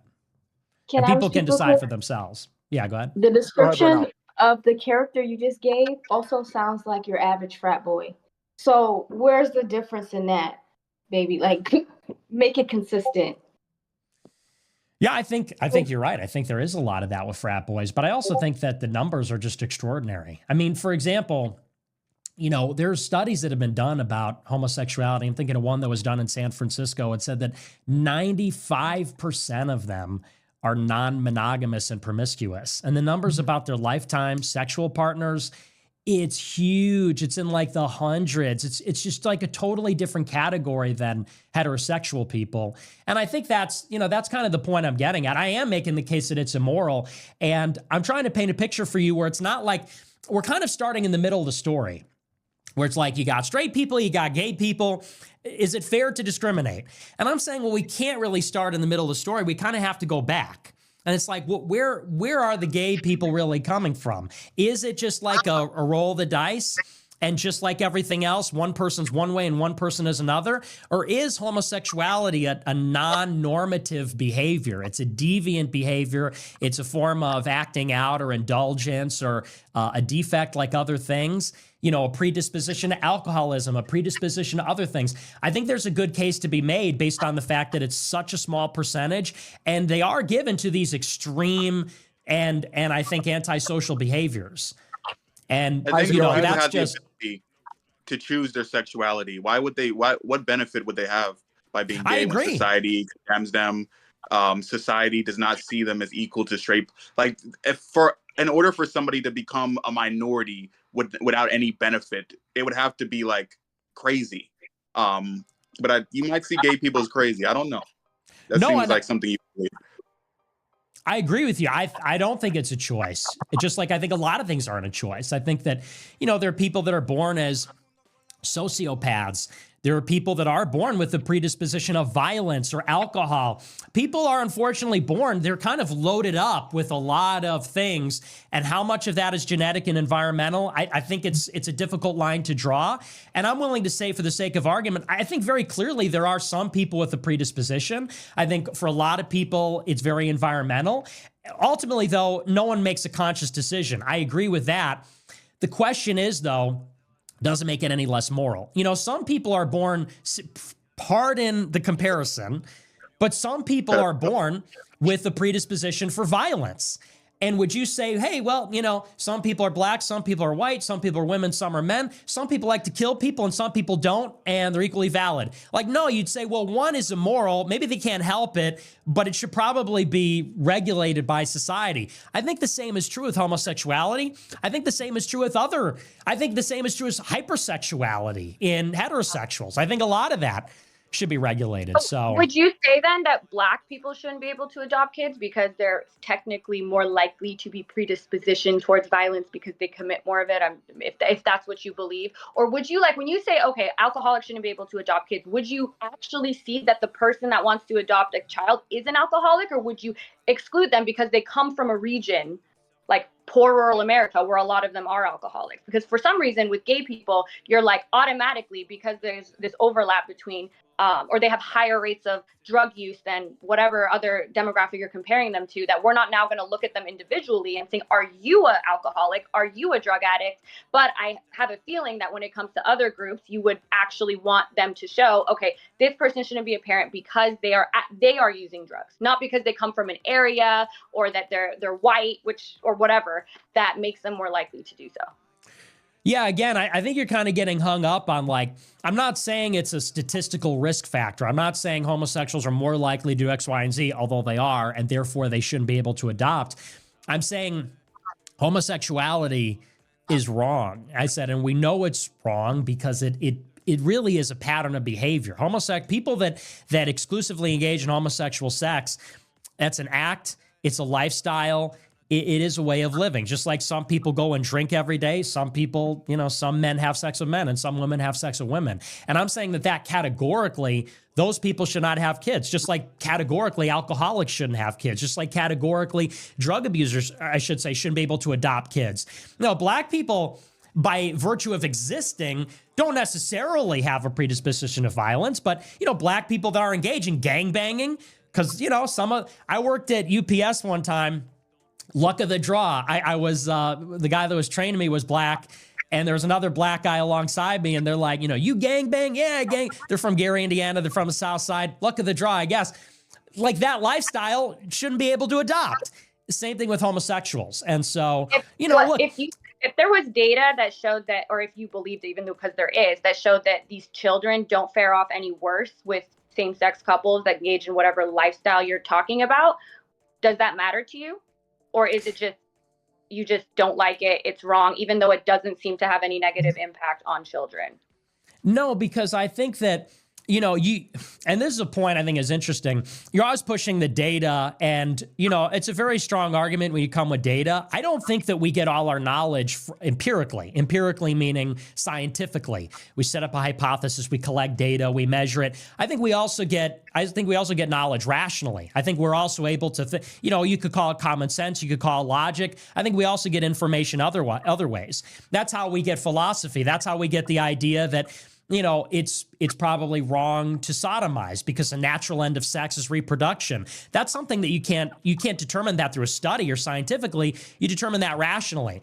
And so I think that, data can be manipulated. You could play with the numbers. I'm really uninterested in the data. I think it's immoral. I think people that grow up in a household being taught sex can be had between two consenting people or many consenting people or men and men, I think it's wrong. I don't think people should be brought up in that kind of environment. So basically, we're gonna hold on. And what's in it, Jazz? We're gonna let you go. I want to hear from Isaac, and then we're gonna move on to the next subject because Isaac, it seems like you have a moral quandary with Nick, but let's go one more thing from Jazz.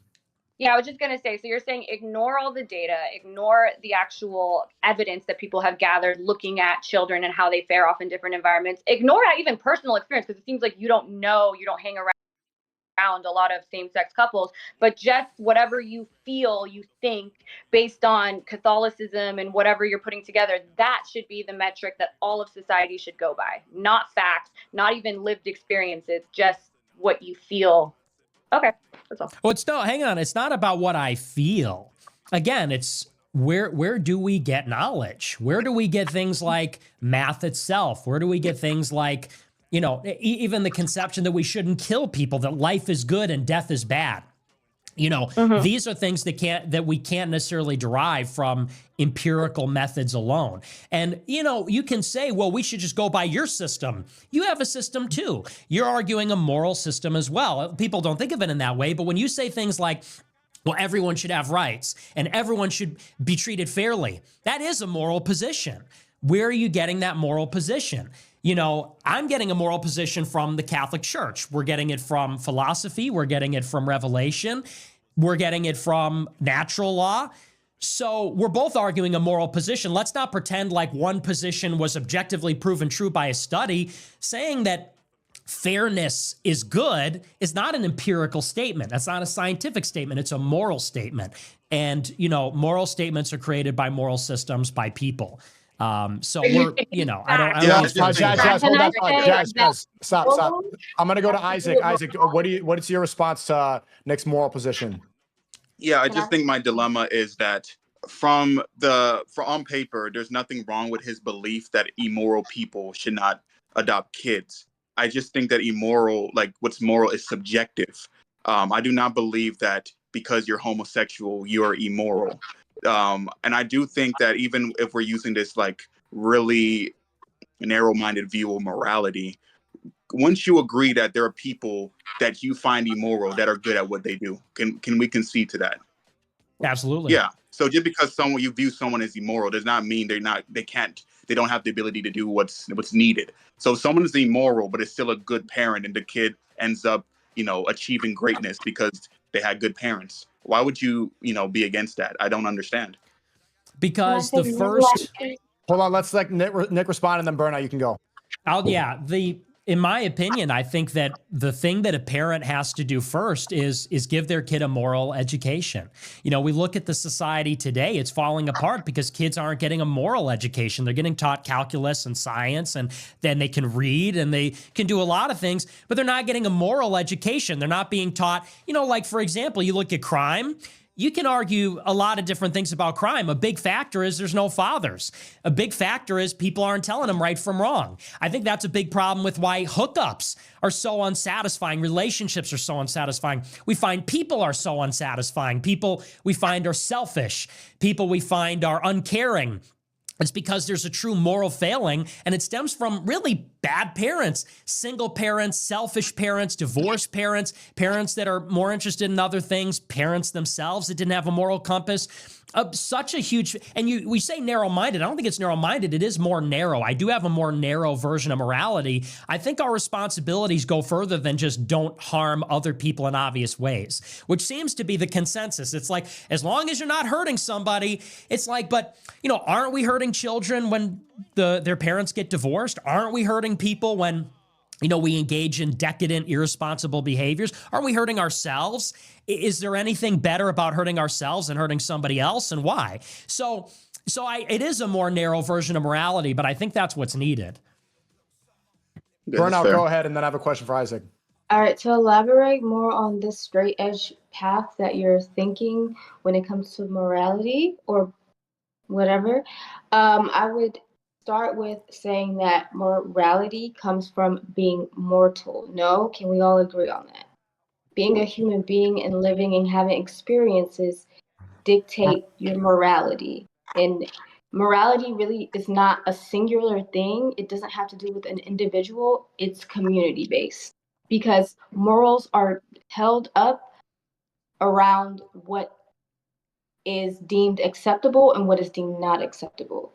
And for you to sit here and make statistical statements and not consider that morals have a very big part in to do with your experience as a human being and how you physically inhabit spaces in your body and spaces where you don't really know what's going on, you're just regurgitating information, is kind of like, we all know is narrow-minded, but it can't be the definitive factor or like the last end all be all, because life is full of complexities and you're not considering any of them. You're taking your information that someone has told you, not anything that you have experienced firsthand, and saying that's the end all be all and this is what we should go by, when there's no proof that this is the best way to go.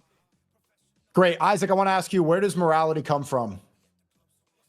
That's actually a good question. I think morality is a human construct. A lot of people could say it comes from Christianity. I think Nick would agree with that. But I also think that there are things that lean into the more subjectivity of it all, because there are things that Christians deem moral that I deem immoral. And there are things that, I deem moral that Christians deem immoral, like abortion. So I don't think morality, we don't have enough evidence or enough understanding to know exactly where morality comes from. And that is why we can't make society-based things on subjective moral values, because just because you think something's immoral does not mean the next man thinks something is immoral. So we need to be a little more complex with that. And I don't think, that's why I think you're narrow-minded, in the sense that you're not considering all the complexities of morality and the subjectivity around morality. You're just going by your own sense of morality rather than taking into account the rest of the world. That's just my opinion. Well, you haven't answered the question directly. Where does morality come from? We don't know where it comes from. Nobody knows. Okay. Do you have anything from Cheyenne? And then from Christine, you haven't spoke much during this subject. Do you have anything? We'll move on to the next one. Yeah. My parents are pretty conservative, I would say. And I just feel like when you say that, gay parents will be like a bad example and such, I don't personally get it, because I was raised by like similar beliefs. Like, my parents have similar beliefs as you. Like, they told me, like, growing up, like, you better not like girls and things like that. And so that's what I'm saying. Like, for me, I form my own opinion about what I think is right, should be okay, and equality and things like that. And so I think, like, gay people raising kids or straight people raising kids, they're still going to form their own beliefs. That'll be against what you believe.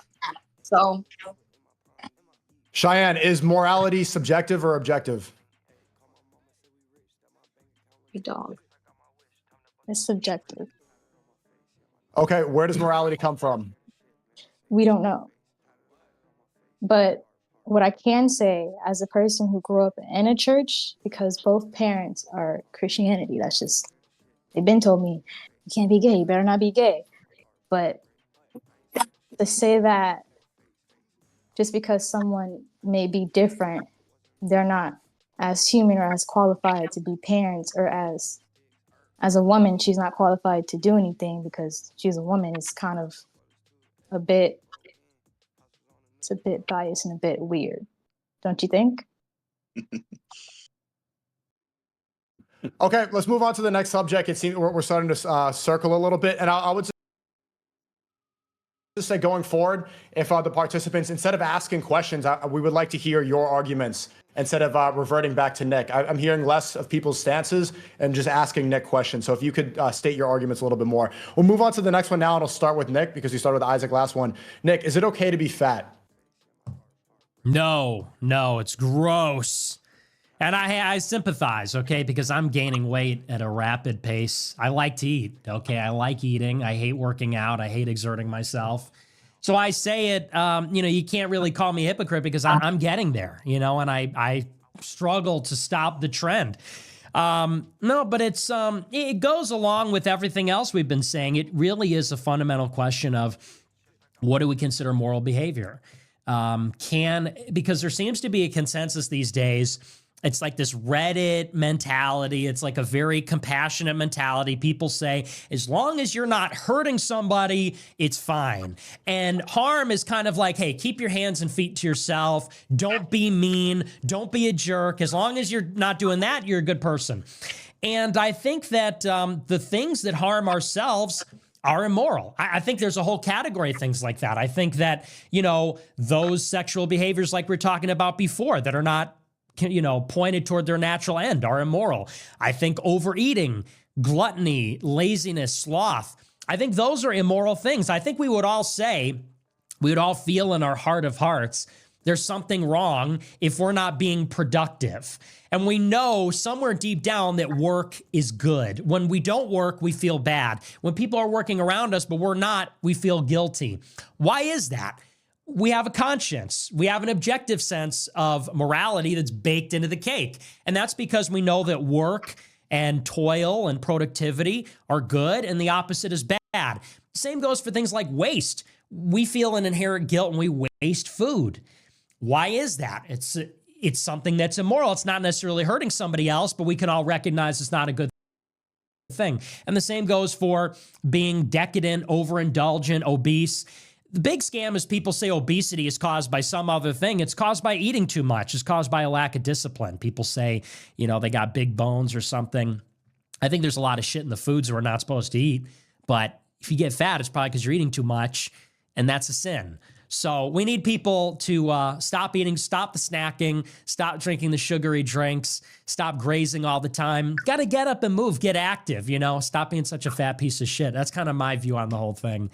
And I think it's immoral. Who has a rebuttal? Does anyone think that it's okay to be fat? Go ahead, Isaac. Okay, I don't agree. I agree with Nick a lot on this. I do not think that it's okay to be physically unhealthy. However, where my opinion differs, and I'm just assuming. I don't. You didn't say it, but I don't think we should demonize people for being physically unhealthy. I think there are productive ways to stir people into a physically healthy life that doesn't involve shaming them and making them feel any worse than they already are. So, and to answer your question, I don't think it's all right to be physically unhealthy, but I don't think the solution to that is to shame people. And also, obesity and being fat can be caused by factors that aren't controlled by the person that is that way. I just wanted to add that it's a rarity, but those situations still happen. So that's how I feel about it. Before Nick responds, anybody else? Is it okay to be fat? I Kristen, think do you have anything, or Jazz? Go ahead. I think there's a difference between unhealthy and immoral. And I don't think, like Nick always talks about, we have this inherent thing that we just know it's unhealthy or we know it's immoral. And I think like earlier you brought up like, there's like things like math. Well, there's a consensus on math. Clearly your moral framework is not shared by a lot of people. It's by the majority of people in our country. And so if it's so inherent that we should all just know it because it's just within us, it seems like it's only a small percentage of people that have the thing you're talking about where we just inherently feel that someone eating donuts is so immoral. It's not happening. Evan, do you have anything? Is it okay to be fat? Personally, I feel like it is okay to be fat in terms of just looks. If somebody is personally comfortable and confident that way, then 2 thumbs up to them. Is it okay to be unhealthy? No. However, I do feel like what Nick is kind of getting at has more to do with a person's it has more to do with just being negative and like trying to tear them down and not really health. Because sometimes if a person has weight on them, it's not really because they're unhealthy. It may be like Isaac said, they may have personal like health issues that they're going through. So And also, that's my like, take. fat is subjective because a lot of beauty standards have changed over time. I remember, like, the women that we call thick and curvy these days, they were labeled fat back in the day. So it's also really subjective about being fat. And as long as somebody's comfortable in their own skin, I think it's okay. But I'm not going to like enable, physically, physical unhealthy behavior. But I'm not going to shame or demonize them the way you guys do. That's my personal opinion. Well, I don't want to demonize. I don't think they're demonic. I don't think fat people are demonic. I just don't want to see them. I don't want to see them around. I think there's, it is the picture of being unhealthy when you're obese. People don't like to look at it for a reason. There's a reason that, super fat people are not in high demand, in the dating market or something like that. We don't like it because it's not beautiful. It's not beautiful because it's not good. It's not beautiful because it's not healthy. And I think that, as far as shame is concerned, I think shame is extremely important, because people, we know people and we know ourselves. If we don't have positive and negative incentives, we will do the path of least resistance. We will do what we want. We'll do what is easiest. And something like food, we all love to eat. Food tastes good. It's abundant. It's plentiful.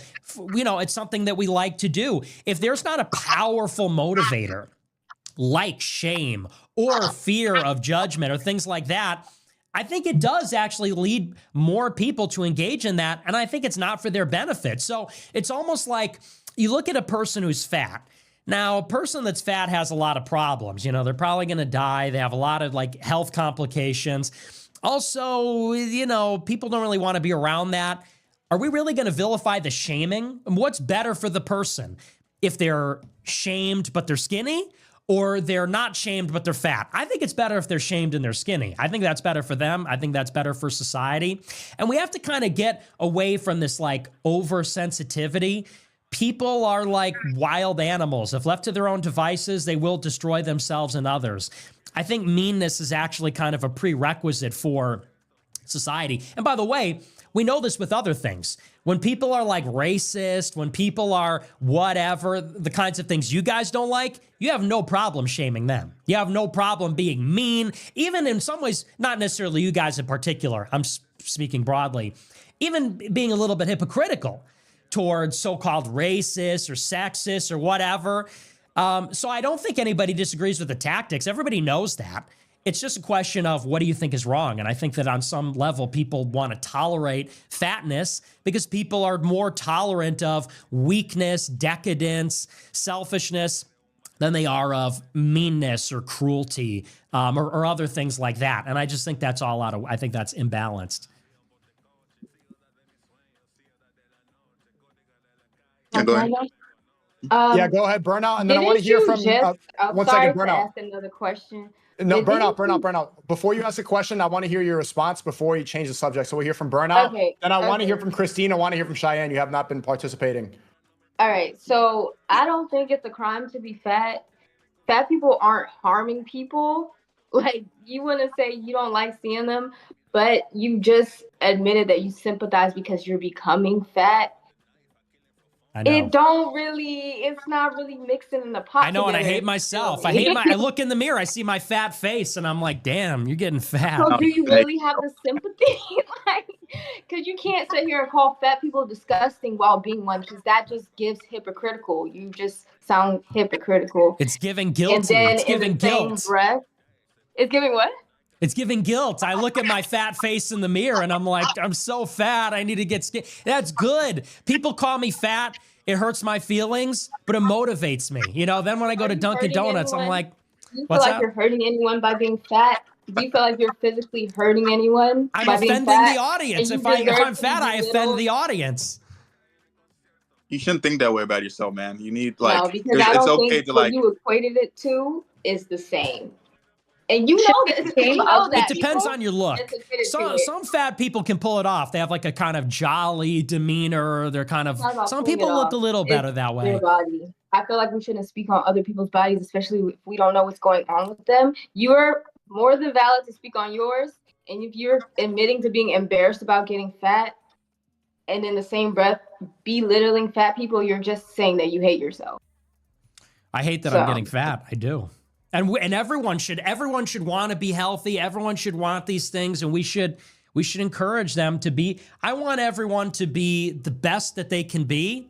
And I don't think we should be like cruel. I am against cruelty, but I do think, you know, if there's shame involved, if people feel bad for being fat, I don't think that's a bad thing. And there's a big difference between cruelty. I don't believe in cruelty. I don't believe in meanness. I don't think I'm a particularly mean person, but I do think that, you know, when society says this is good, this is bad, when people don't measure up, I think it does cause negative feelings. But I don't think negative feelings are always bad. I think it's like pain. Pain isn't bad. If you get shot in the head, you know, it hurts because you have a problem. In the same way, not often, not all the time, but if you feel negative emotion, a lot of the times it's because you need to make a change. And I feel like the left in general, they want to remedy all bad feelings, all negative feelings. They want to create an environment where everyone's super sensitive. And then when the outcomes are terrible, they care less about that. They care more about everybody feeling better than, for example, them being healthy. And in that sense, they're doing a disservice to people when they say, you're beautiful. It's like, you know, if a fat person's in front, it's like, you're not beautiful. You're not doing them any favors by telling them that there's nothing wrong with them, because there is. And it, you know, you don't have to be cruel about it. What about when someone has like acne? Should we like shame them? Because it could be for like a hormonal issue, which a lot of people that are bigger have hormonal issues or some type of genetic predisposition to it. Do you just go around and if someone's like ugly or has acne or just is not pleasurable to look at, you just think that's the response?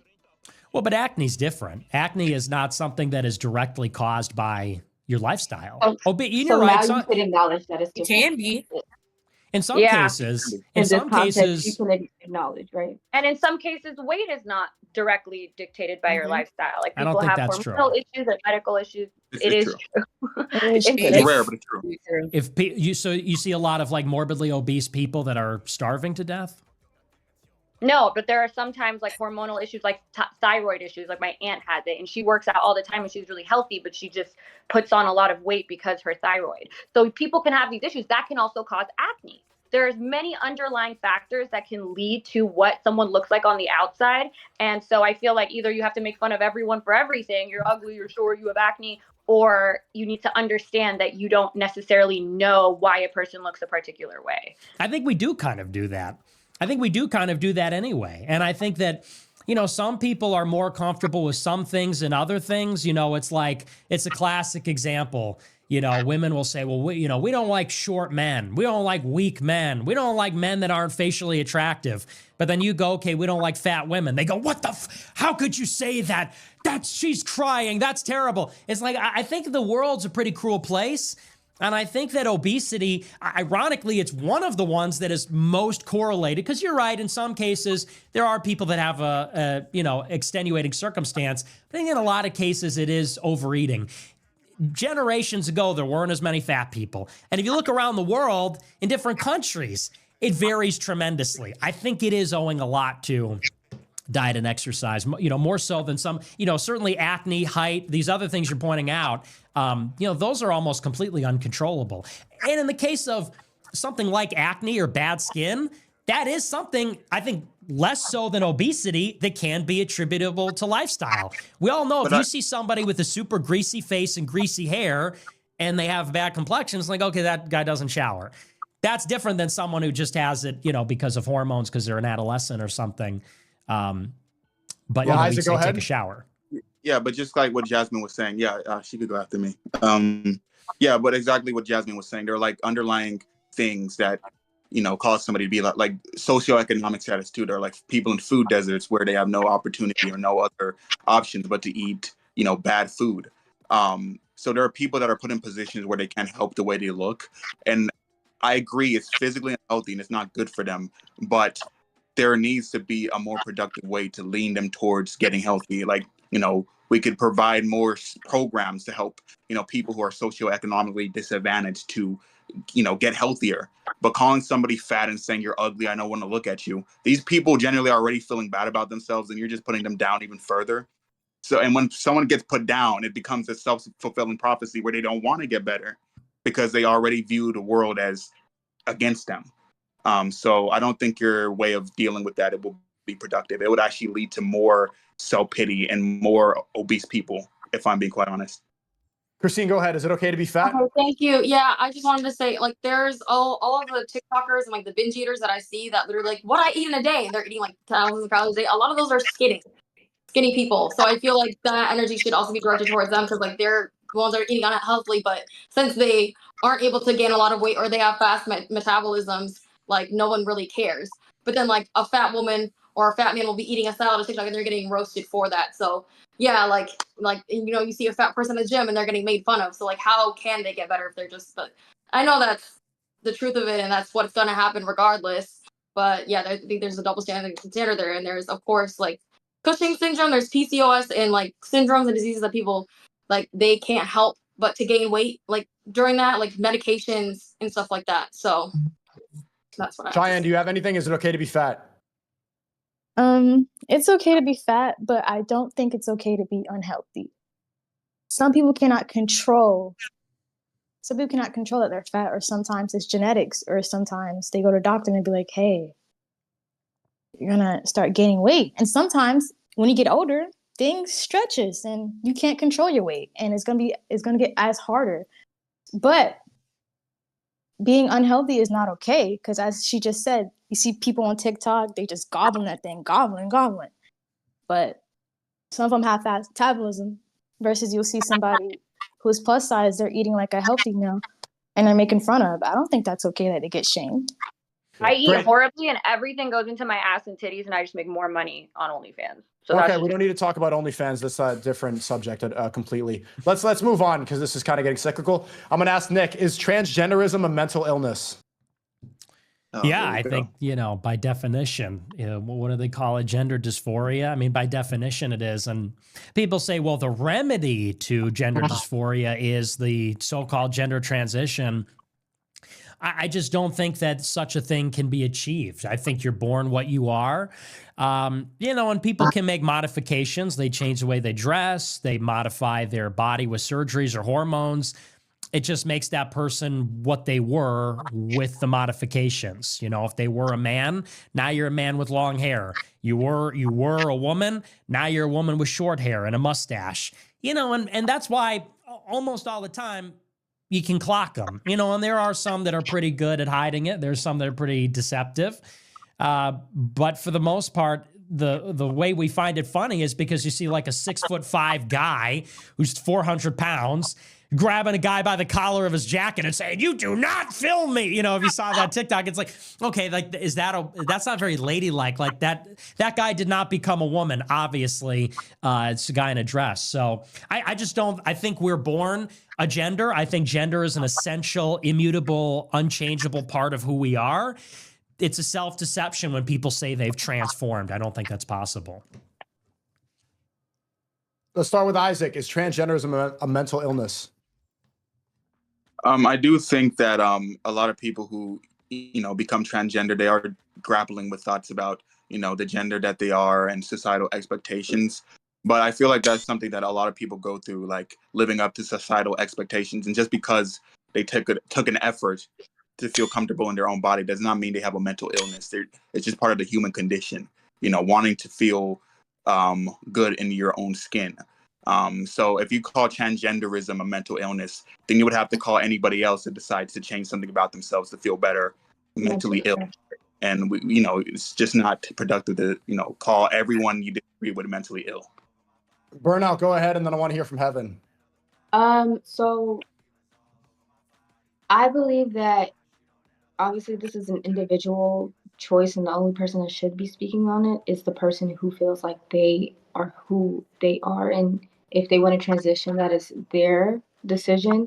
But I do have experiences with friends who have gone through that, and they said that, oh, they don't feel any different after. They feel like they just cut their genitals off for no reason or added genitals for a reason. And it really just has to do with society, because you can be whatever gender you want as long as you think about it. Like, you don't actually have to have the parts. If you want to be a dude, go be a dude.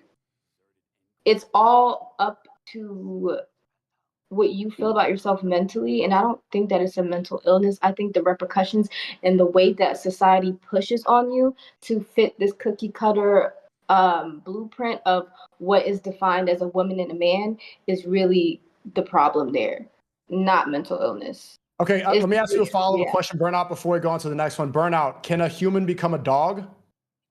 God, what? That's just crazy. Be for That's a real. I'm crazy sorry. I'm sorry, but be for real. Gender I'm is a trying to human think seriously. construct. A Can dog a and person a be a human are dog? completely two different things. To answer that question, actually, think about furries. Excuse me, this is Aiden speaking. Can I become black? Absolutely not. You guys are basically Yes. like changing the subject. Gender and race is Race not interchangeable. and your physical self are not human constructs. Gender is.